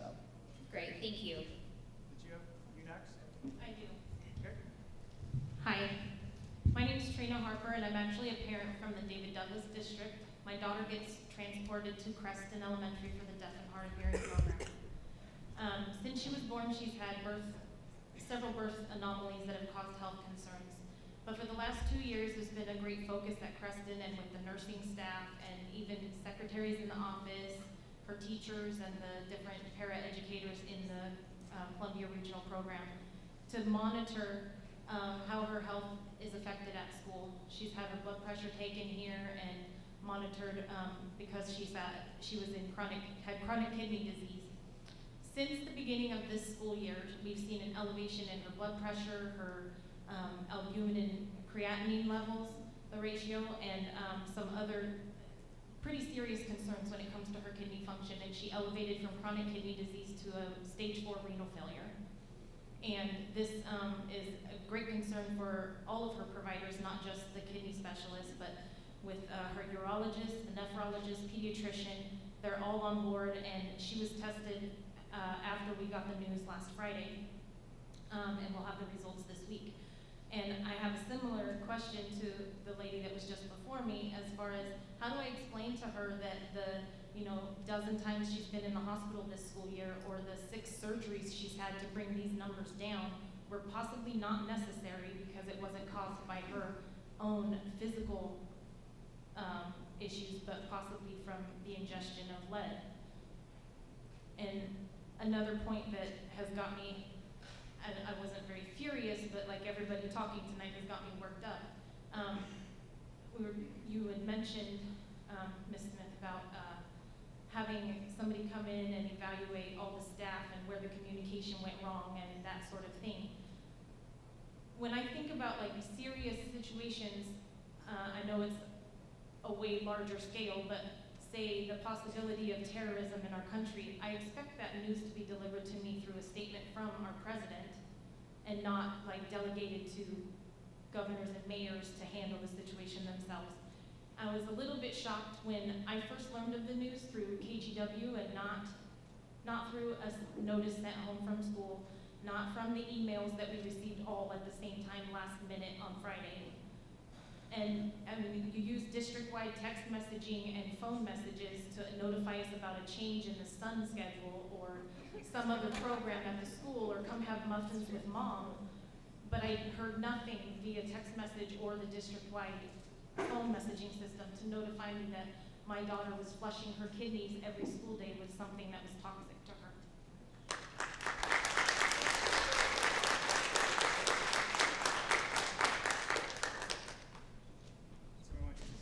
I'm just going to say thank you for sharing that story, and I apologize for you not getting direct communication. I will say at the point that I became aware of this situation, we worked on drafting a district-wide response that communicated with everybody, and I specifically went on Channel 8 Friday night in order to communicate directly because I knew people needed to see me communicating directly. So, but I really apologize for how you feel you were communicated with, which fell short. Okay, Thank you. all right, go ahead. Hi, I'm Jenny Stein, and I'm a volunteer with the ECHO School Network, and also a parent with children at Selwood Middle School and Lewis. Earlier, when they were at Dunaway, our parents actually were frustrated with the quality of water at the school with the old plumbing and low flow. So we did a fundraiser and replaced 2 water fountains at Dunaway in the years 2013. After we waited for filter changes for 3 months, we actually wrote a letter to Tony's department and said, what does it take to get some help around here with our water fountains to get the filter replaced? And in a letter back from one of your colleagues, they said that there was a backlog due to inadequate staffing of over 200 work orders to replace the filters. And of course, after the letter was in your office, the filter was immediately changed. But my concern is it's a broader problem, a deeper problem. This lead is the canary in the coal mine, so to speak. But I'm arguing that, or asking that what can PPS do to guarantee adequate staffing and funding so there's equitable water filter replacements and all the chemical testing so that there's adequate water in every school and that parents shouldn't have to perpetually fundraise and volunteer just to make sure they have something to drink at school. What will you do? What can PPS do in the facilities department? All right, Tony, what do you guys want to take a stab at answer? I would say that that's one on the things that we are going to do is on a go-forward basis, making sure that there's a remediation plan for all of the potential lead issues in the district, and we're committed to making that happen. And will So- a report about this plan be made public to parents so that there will be some accountability so that we know that the filters are changed on a regular basis, not every 3 or 4 months? and we will get outside help developing that plan, and it will come back and have input. Okay. All right, sir? Waiting for my eyes to adjust so I can read what it's saying. My name is Mike Southern, and I'm a parent of a 2nd grader and a 5th grader at Roseway Heights. Our children will be attending, based on the boundary decisions yet to be made, formally, Rose City Park. And I would kind of want to answer, I think, the question that's in the room in some ways. And the question is, how could this happen? How is this possible? And I'm going to treat that as a rhetorical question and answer it myself. And the answer is, we have a failure of leadership. We do not have a superintendent that is proactive in her position to take care of these problems before we have a meeting like this. We do not need to be here. I don't want to be here. Nobody wants to be here for this situation. So I'm just going to read what I have put down here. There are only 3 things that should happen tonight. 1, Carol Smith needs to resign or be fired by the school board. Immediately. Ideally, the school board, who we have all the members here tonight, will realize this responsibility and mission statement and make this happen. 2, a comprehensive protocol should be established to ensure that annual testing of all district schools have 0 levels of lead. If any lead is found, the source of that lead should be determined and remedied before another person uses that water. These, despite the use of the word protocol, have not been in place. This policy should be adopted tonight and instituted, guaranteed in perpetuity. 3, an independent state or federal investigation should begin immediately to determine if there is enough malfeasance to warrant criminal charges for what's happened.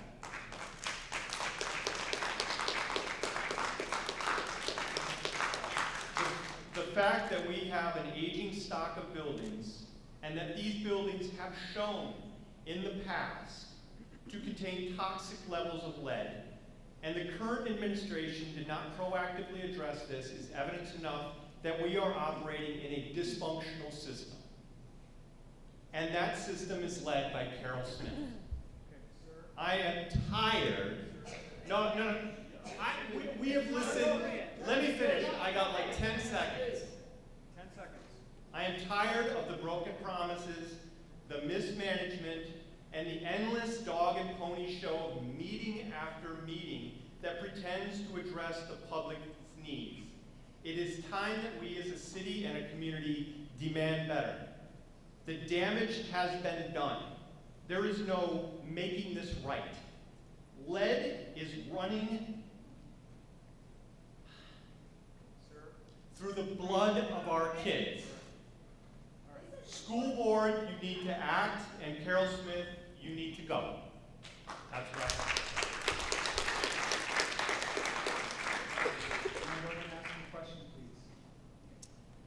Yes, this is to Carol. On May 19th, OHA and DEQ gave a press conference informing the public of elevated levels of lead from bullseye glass. They instructed people a half mile, within a half mile radius, that they were offering testing. OHA was offering testing. PPS did not let any of the schools in the half mile radius know about this. There was no communication of that. I called and talked to OHA and talked to Rod Cowley, who said that he had given the information to Christine Miles at PPS. I talked to Christine and asked her why people, because Cleveland is half mile from there, Winter Haven's half mile from there. We have ESL students at Cleveland that it's been 2.5 weeks now that still don't know. I'm sure they haven't been notified.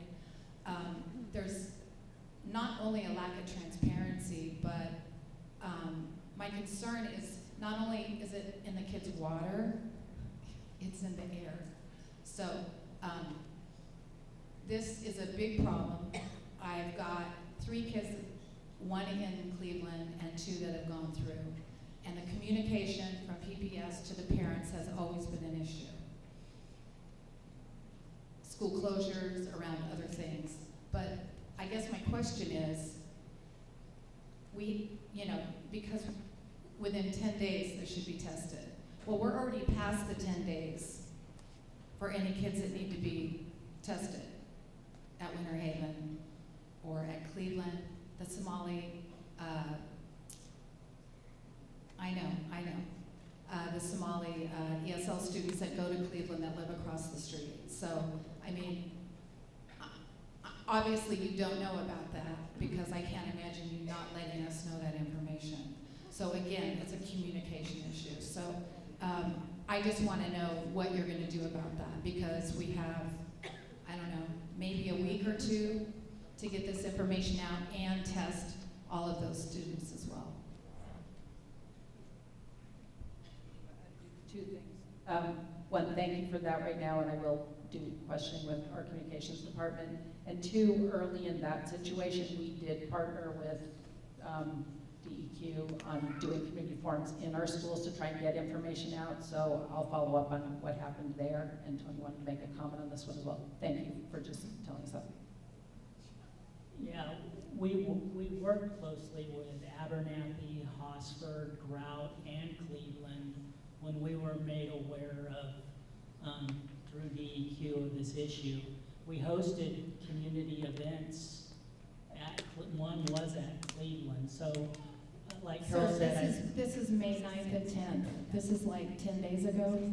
So in the more lead since. Yes, yeah. at 3 to 4 times above benchmark. Okay, we guess we need to follow up on that one. Yes, it was a press conference on the 19th. You guys, it's 7:15, and we're supposed to end at 7:30. My guess is we can go a little bit over, but I want to be want to be respectful of everybody's time and ending on time. And so I'm going to go to the next person and just try to keep your question crisp, okay? My name is Tony Drogi. I'm a parent of 2 children in Portland Public Schools, and I need to pre-apologize for lack of Christmas in my question, because just before this meeting, we had a board meeting discussing this issue, which not everyone was here for, so I need to preface my question by providing a little bit of context for those who came later. During the board meeting, which was held about an hour ago, our Superintendent Smith repeatedly said that it was a matter of future discussion who would hire third-party auditors and investigators and who they would report to. More than once. She said it was a matter of future discussion between her and the board. Director Buell pushed back very strongly on that, that it was not appropriate. And just to be clear. And this is important, and I'm having a little bit of trouble pushing it out. Our chair affirmed that that would not be appropriate, and that those auditors and investigators need to be hired and report to the board directly. Is that correct? That is correct. All right. So that's the context. And the superintendent concurred with that during that discussion, just so you know. I'm glad you had that realization. I'm going to give you another minute, okay? Thank you. My question is for the chair of our school board and also for the state representatives here tonight. Would you be willing to, for the representatives of our government, advise the superintendent and to the chair of the school board to direct the superintendent to provide you the list of the third-party auditors, investigators that she and her staff have been in contact with in order to eliminate them from consideration?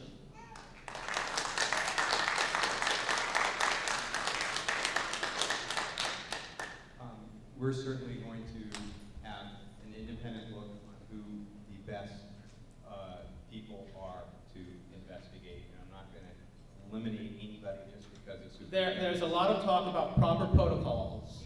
Yeah. And proper protocol for an investigation would not have a potential subject of investigation having their fingerprints on that choice. And if you are not willing to make that decision and make that directive to the superintendent, I don't think this community is going to have any faith in that investigation. I can just tell you from a board perspective that there will be a transparent, accountable, and professional approach to this issue. Okay.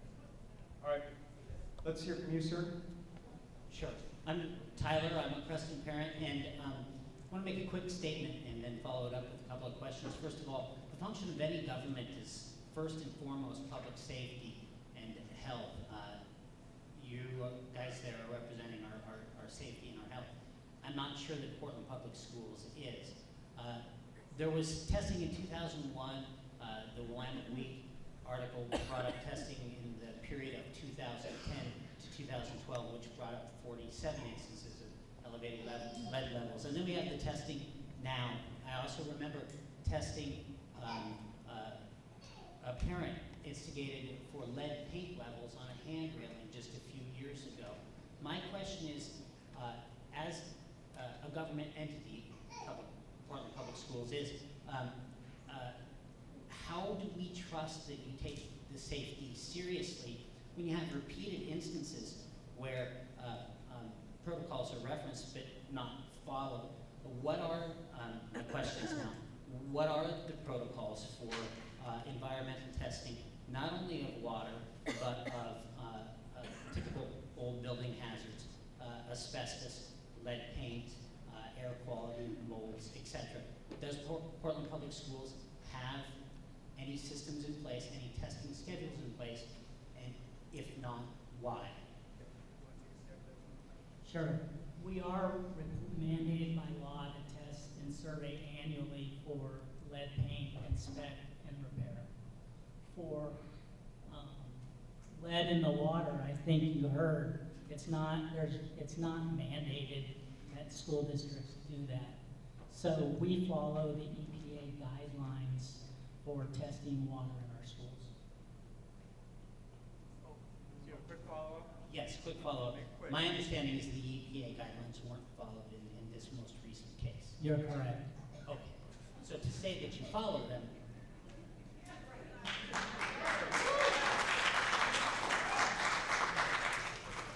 Go ahead. Hi, I was just wondering what the protocols for parent notification would have been all of these years. I mean, back in 2010, Creston Annex was discovered to have some sort of lead contamination. It's one of the 47 buildings, and my daughter would have been here for Head Start, and I don't recall any sort of notification at that time. So I'm wondering what the protocol should have been for parent notification, just so we know what didn't happen. Part of what's happening is of this audit that's going to be conducted is evaluating those tests that were done between 2001 to 2015, as reported in the Willamette Week, to determine what protocols weren't followed, why weren't parents notified. So you do have a protocol for parent notification. That's what I wanted to know. What is that protocol? So I think Carol kind of addressed this. Our environmental health and safety department works closely with the school, the building administrators, and most of the time their response is either due to a parent request, so they're working with a parent, and that's been how they've communicated between their work and the school. So they've worked with the building administrators, and sometimes, as in the case of what happened here at Creston, it was a parent that had asked, and the same at Rose City Park and the same at Lewis. But you wouldn't then tell the entire school. I believe that there should be a protocol for notifying when, at some point, the broader community needs to be aware as quickly as possible that there's an issue in the school that impacts the safety of students, yes. All right, we got about 10 minutes left. I think we'll go a little bit longer, so we'll try to get everybody who's got a first-time question up here. Okay, but please go quickly. Yes. Hi, my name is Maureen, and I have 2 kids here at Creston. My question is, not all of the water sources tested came back positive for lead. How much water at the current testing levels that came back would your child have to drink in order to really be at risk for having a health-related issue, and over what time? So say that it was 2 years ago that your kid drank the water for a year. I feel like this is a bit of a Common Core question. How much water then would your child have to drink in order to have a risk of having a problem from this, since not every fountain, not every sink had a high level? I can try to start answering that, and I might or might not pass the mic. So it's a very good question, and it would be a question that I would be asking if my child was at Creston or at Rose City Park as well.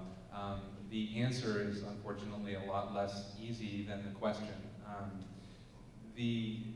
The way that lead acts in a body is not uniform, so it really depends on a lot of variables that are really hard to pinpoint, right? We know that nutritional status of a child or of any person has a great impact on how lead is absorbed or not absorbed into the body. So a child that is nutritionally deficient in calcium and iron and vitamin C is more vulnerable to lead being absorbed because the body is craving nutrients and it mistakes lead for those nutrients. And so it's really hard to say because each child's body is different. The mass of the body has something to do with the absorption. The amount of water consumed has something to do. It probably also varies upon how much food is in the stomach.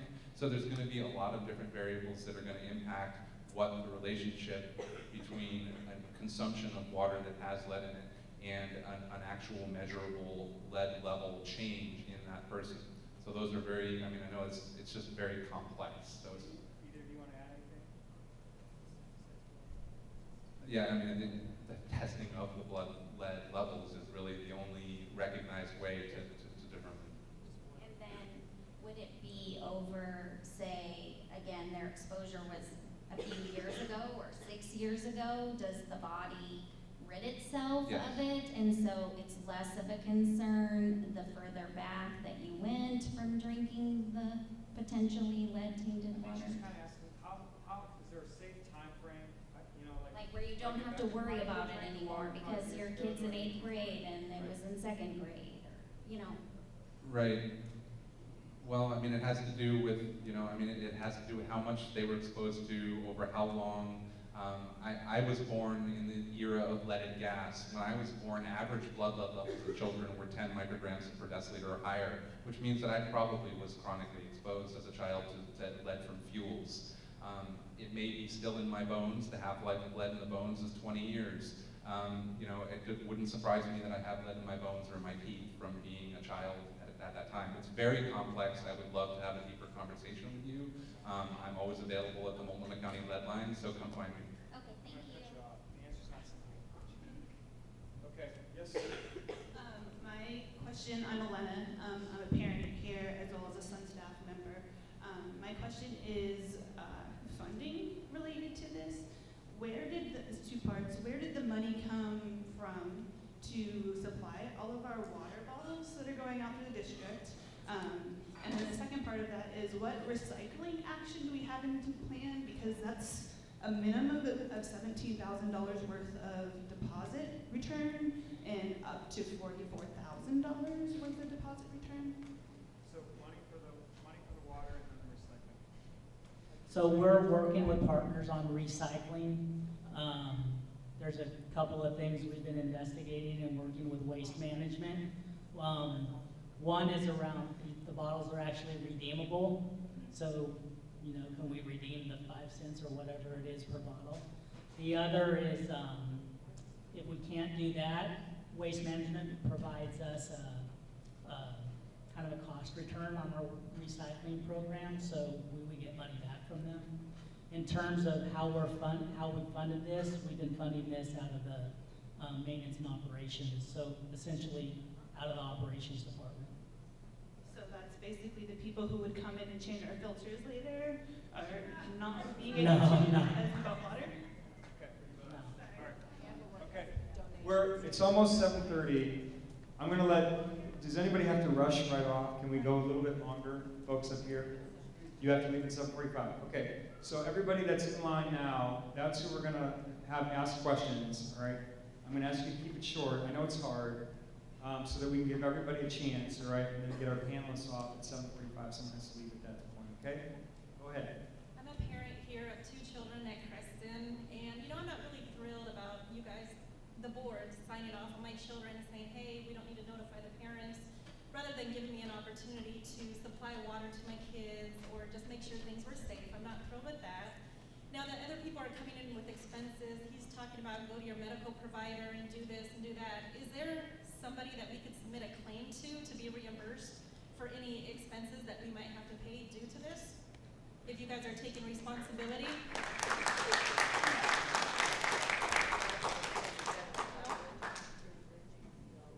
No, and I don't have an answer to that at this moment, but it's part of why we've also asked Multnomah County Health to make available for the screening, so that you end up with an ability to get some access to something that's free at the beginning. So, yeah, and it's both the ones that are scheduled here, but also all of the ones that they offer. That's part of what our effort has been, is trying to make sure people are aware of that opportunity. Okay. And I'm a huge fan of our principals, and I know he's been getting a lot of heat from parents and people being really concerned, thinking he dropped the ball. And, you know, as I feel, I think maybe he gets owed an apology. I'm not sure where the ball was going to go, but he's getting a really bad rap. And, you know, I'd like us to be able to contact somebody, parents that are concerned, to have a phone number to contact, so you guys can have somebody take all the heat, you know? All right, thank you. Sir,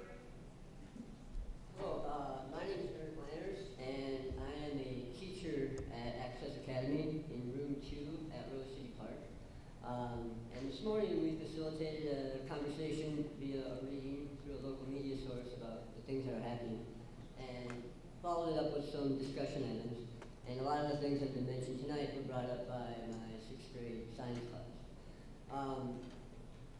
One of the things that they did bring up several times that hasn't been brought up that much is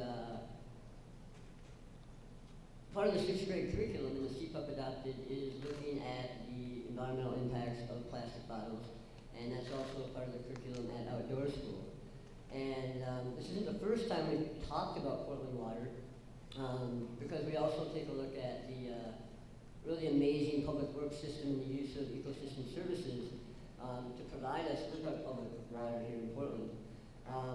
But the question that students came up with is, could you walk us through the dialogue that you had to find 800,000 plus water bottles versus using some larger containers or something that's a little bit more sustainable that would serve as a model in decision making that could be a really good teachable moment for the students? We considered sustainability, but safety of students came first, and getting them safe drinking water as rapidly as we could, and the water bottle approach was the quickest approach to do that and ensure that every student had a bottle had water to drink. We are looking at other more sustainable things. We're going through the summer to support, we have summer programs, thousands of students and staff in our buildings over the summer, and maybe looking at more sustainable solutions for that. Then my quick follow-up question would be, could you make it public information in terms of how many water bottles were procured and how much they cost? And so that we can use that in the classroom? Yeah. Go ahead. Hi, yes. I'm a parent of a 4th grader here at Creston, and talking about this whole thing with my daughter, the specifics she wants to know is what faucets and fountains were contaminated here. There's never been any explanation of that, and I've been waiting to hear it here. And then I also wanted to know that when I pulled up your facilities and asset management for hazardous materials, a 10-minute Google search, it says here that you guys replace these filters on the faucets every year per manufacturer specifications. Are those dated? Do you keep track of it? Like, you know, Target writes down when they clean the bathroom and post it on the doors. Do you guys post when you change these filters, or is it just, I mean, I'd like to know what exactly has happened so I can tell my daughter and answer. Filters should have a date on them, Okay. and they were changed. Okay. And also, there were a total of 6 fixtures that exceeded the EPA action level. 5 of them were sinks, and 1 was a drinking fountain. And where was and that? we have a second grade class. We have a map. Wynn's class.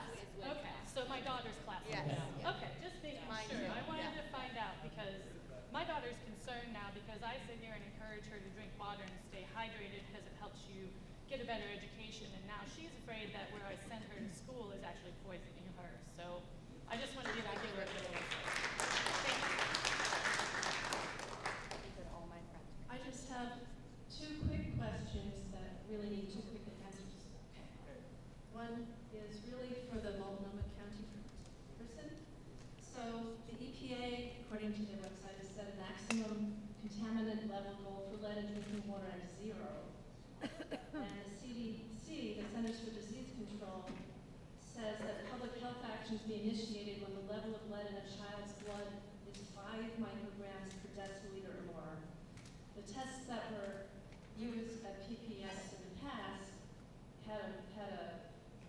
or just recently had a break-even point of 15 as being the unsafe level.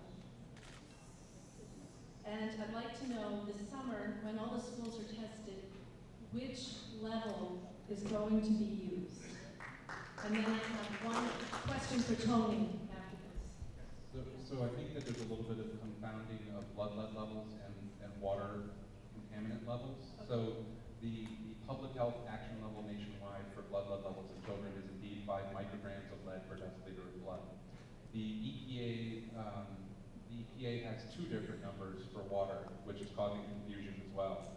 The 15 parts per billion lead and water standard is a treatment standard that applies to large municipal water suppliers and and the like. So that's their goal is to try to do corrosion control such that their water that they're providing does not exceed 15 parts per billion. However, EPA, sort of confusingly, also has a standard for schools, which is 20 parts per billion lead in water, which I don't know exactly why it's different than their treatment standard, but it is different. So that hopefully clarifies that there are three different things we're talking about here, but we don't want to confuse blood lead levels with water lead levels. So the zero goal EPA has is not for It's a children. goal. It's a goal. And it's not for schools.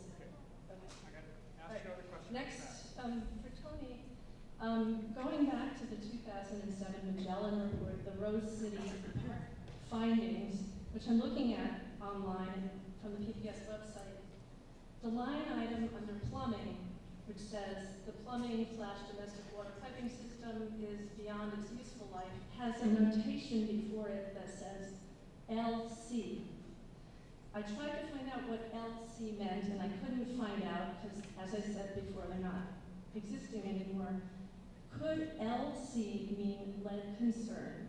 If it doesn't mean lead concern, what might it mean? Thank you. I don't know the answer to that, but I can go back and find out, and if I get your name and information, and we'll even post it to our frequently asked questions so everybody can see. Okay, go ahead. Good evening. My name is Andy Bassett. I'm the lead teacher of the Before and After Care program here at Creston. I'd like to apologize in advance if my question's already been answered as previously today. My question is about pinpointing where exactly the failure of communication regarding the elevated lead levels in the water occurred. I first heard about possible high lead levels in the water here at Creston from 2 students in my aftercare program roughly 2 weeks ago. I'm personally not well versed on how lead testing works or how and when the testing was done for that matter. I heard previously from one of you how the chain of command protocol will be reevaluated since there was clearly miscommunication and or lack of communication. You mentioned looking at workers in the chain of command, such as bus drivers, but I can't see how they should be held responsible for what's transpired these past few days. And if the students I'm responsible for knew, I would assume that there was some form of communication taking place at the minimum. Wouldn't it be quite simple, for example, to take a look at who the testers report their findings to, and if positive results are found, who would report the appropriate authorities and so forth? The question that I would like to pose is, shouldn't it be possible to identify with a fair amount of certainty where failure of communication in the chain of command occurred? I agree with your analysis of how to evaluate where communication broke down and who was responsible. But I wasn't implying that bus drivers and, right, what I was just saying is almost every aspect of the operations that I oversee have safeties associated, whether it's transporting students, feeding students, or even the security of buildings. So I was just trying to set that as a context for how huge the aspect of safety is for me and making sure that our kids are safe. So My question is more about, shouldn't it be fairly, maybe not simple, but shouldn't we be able to identify where in the chain of command? Yes. Yes, and if so, I mean, if you're able to discover the person or persons or responsible part or being responsible or partially responsible for the failure to communicate these results to the appropriate authorities, what will be done to, or what will happen to them? Well, their failure to. That would be partly based on the facts that we learn. And so this is, and we're securing a third party to do the investigation. So, but yes, it should be fairly straightforward. Yes. Thank you. All right, go ahead. Okay, first of all, I have a suggestion as far as the bottled water, that you guys might want to donate the bottles to either the PTAs at the school, and they can cash them in to use the funds to create more activities for the families and the students, so that it my question would be, I have actually 2 questions. I have one question about food. Well, go ahead. Food. What is the protocol for the food preparation? Because I have 2 students at 2 different schools. And my one child had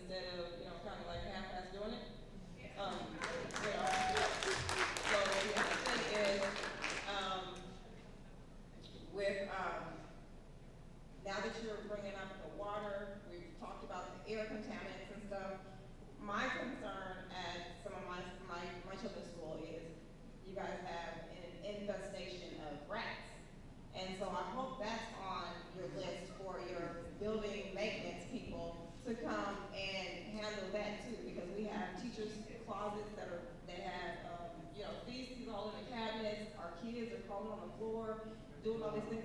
I'm saying, while we're talking about health hazards and stuff, let's address everything. Let's address everything. So do you guys have a checklist of all the health hazards? I sent out an email, nobody responded to me, but I want to know, do you guys have a checklist of all the environmental hazards that our kids are being subjected to when they come to school every day? And do you guys have somebody go and check these things? We do have an integrated pest management program. All of the schools know that when they have rodents, that they call our custodial and maintenance office, and we have Eden Pest Control, who shows up and tries to rid buildings of pests. And then the food, our nutrition service department is either using bottled water in food prep or not using water at all. But I will take the concern back about making sure that the meals that students are getting are meeting the federal guidelines on nutrition, and make sure that that's being done across the district. Two more folks, and then we're gonna end. And you know, And actually to the bottle question, so we actually talked about whether or not we could have the bottles be, that an individual school could come up with a plan to use your bottles and use it at the school level. And some of it's a question back to the school of whether you have the capacity, and it was, like, if you guys want to propose to us that we do that, we'll say yes. You just have to have a plan of how you organize collecting them and dealing with them. Because as a whole district, we had to come up with a plan that worked for the whole district. An individual school could say, we're going to take this on, and we have a use for how we use the funds, and can we do that? And we'll say yes. the other thing I was gonna say, there was a gentleman that was here that spoke about how his daughter was limited in how much water she could have, and one of my, no, I have, like I said, 2 kids at 2 different schools. One, they can have an abundance of water. The other one, they gave it 1 bottle, and they had to ration it out, and if they got done, they made them throw their bottles away, and they didn't get another one. So that needs to be Well, coming communicates from with you. principals. Here's what I'll tell you, like, we started with estimating 3 bottles per person. We spoke with someone else who'd done this in another, we've consulted with people who've been dealing with this nationally for school systems. They said your actual estimate is probably 2 bottles per person, so that you don't overwhelm people with bottles that they then won't use. Like, clearly, we're gonna adjust as we understand what water intake, and we've got a bunch of hot days. If you need more water. But today was over 80 degrees, and my daughter was given 1 bottle of water. We'll communicate with the principal, and they can ask for more. We got 2 more people, and I want to be respectful of people's times. Make it quick.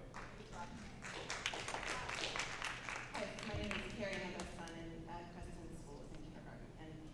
But my experience with this is that on Wednesday, I got an email from the school saying that there had been lead found in the various fixtures, and that they were replaced, and the filters were put in, and everything's fine. Here's some, you want to find out more about lead, go to these websites.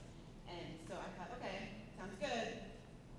Okay, and then 2 days later, I got an email from the school district saying that there was going to be blood testing in my son's school, and that we're going to be filling landfills with trash from the cafeteria and water bottles. And what happened in that 2-day period that, I feel like either there's like a serious problem with your first response, or this is way out of proportion with what actually should be happening. And I need to understand what did you learn in that 2-day period that changed your response to this issue. For me, it was fun discovering that the drinking fountain was not shut off after we learned that it had an elevated level of lead. That was against our protocol for testing, and it shouldn't have happened, and that required notification to parents, families. But so the drinking fountain wasn't shut off, but that didn't change that it had already been fixed, right? And Right. so why are we drinking bottled water at Creston right now is what I want to know. We didn't want to confuse the message. We'd sent out a district message to everybody across the district that we were shutting off drinking fountains. Essentially, that's what it said. And then we didn't want to follow up, essentially a day later to 3 schools that we tested and corrected everything. One was already good with another message. We thought that was confusing, so we delivered water to all schools to be safe. Okay. All right. Last question. Thank you.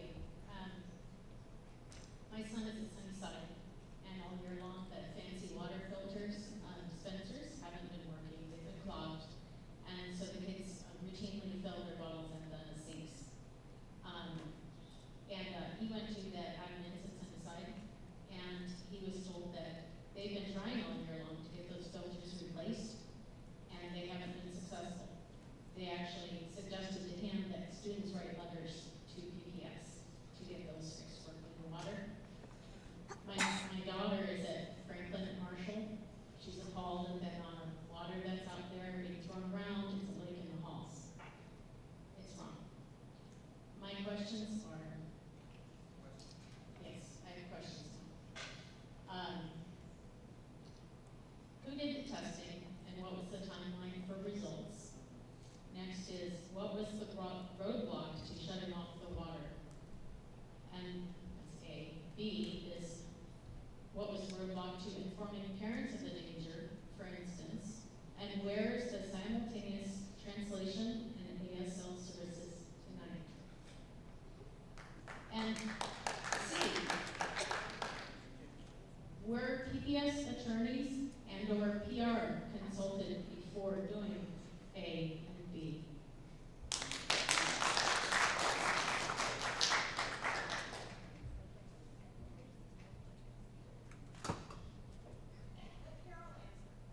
Yeah, they were our questions for Carol. So it was a long string of questions. I would say a number of the questions that you asked are ones that were included as part of the investigation. They're exactly how did this happen and who was accountable and where were the gaps, either in judgment, in protocol, or in communication, and we're looking for all of those. And one is, who's the testing company? Yep, and that one. So our environmental health and safety sample, and they take it to a third-party testing company, And who was that? No, not for the current ones. I don't remember. I think the abbreviation is EPA, but if I can get your name, or we'll post that to our frequently asked questions as well, who that third party is. Okay. And you don't, I see you don't want to answer about shutting off, what the roadblock was to shutting off the water. But what about the translation services and ASL tonight? The roadblock of shutting off the water, I don't know if I would characterize as a roadblock. It's the question, it's the central question we're asking as part of the investigation. What happened that the water was not shut off? So, period, it's the central question. Okay, answer the question about the translation and the ASL services to our community.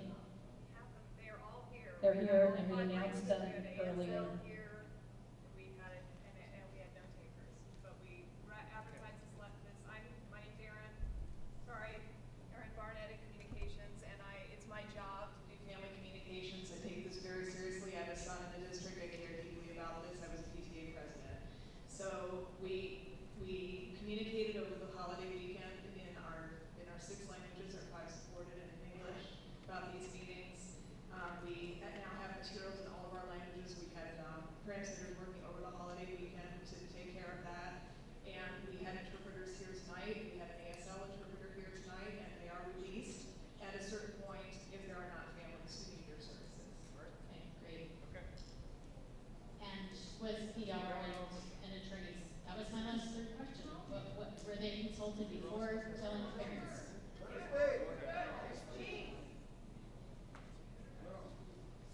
So communications is part of the communications loop, like all of these, like that would be part of the investigation as well. It seems to be a yes or no answer.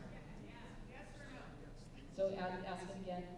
Were the communications consulted? Yes. Were the PPS attorneys and PR consulted prior to letting parents know shutting off the water? I may not know all the answers to that question, but that's part of the investigation. In fact, that's part of the investigation. You guys, I'm just going to say. Are you ashamed of yourselves? Hey, everyone, look, we've had a pretty good meeting tonight. Let's not break down into name calling, all right? You didn't like the answer, that's fair. You should be ashamed of yourself! Yeah! Okay. All right. I'm going to just say thank you to all of you for coming and for asking your questions and for having this dialogue with us. So thank you very much, Bob. Thank you. Yeah, so Also, thank you for coming. Both the board and superintendent staff are taking this extremely seriously. We're going to figure out what and why, make sure it doesn't happen again, and going forward, a remediation plan that assures quality water throughout the district. In terms of communication, please look at our website because we will be updating it frequently. So thank you very much.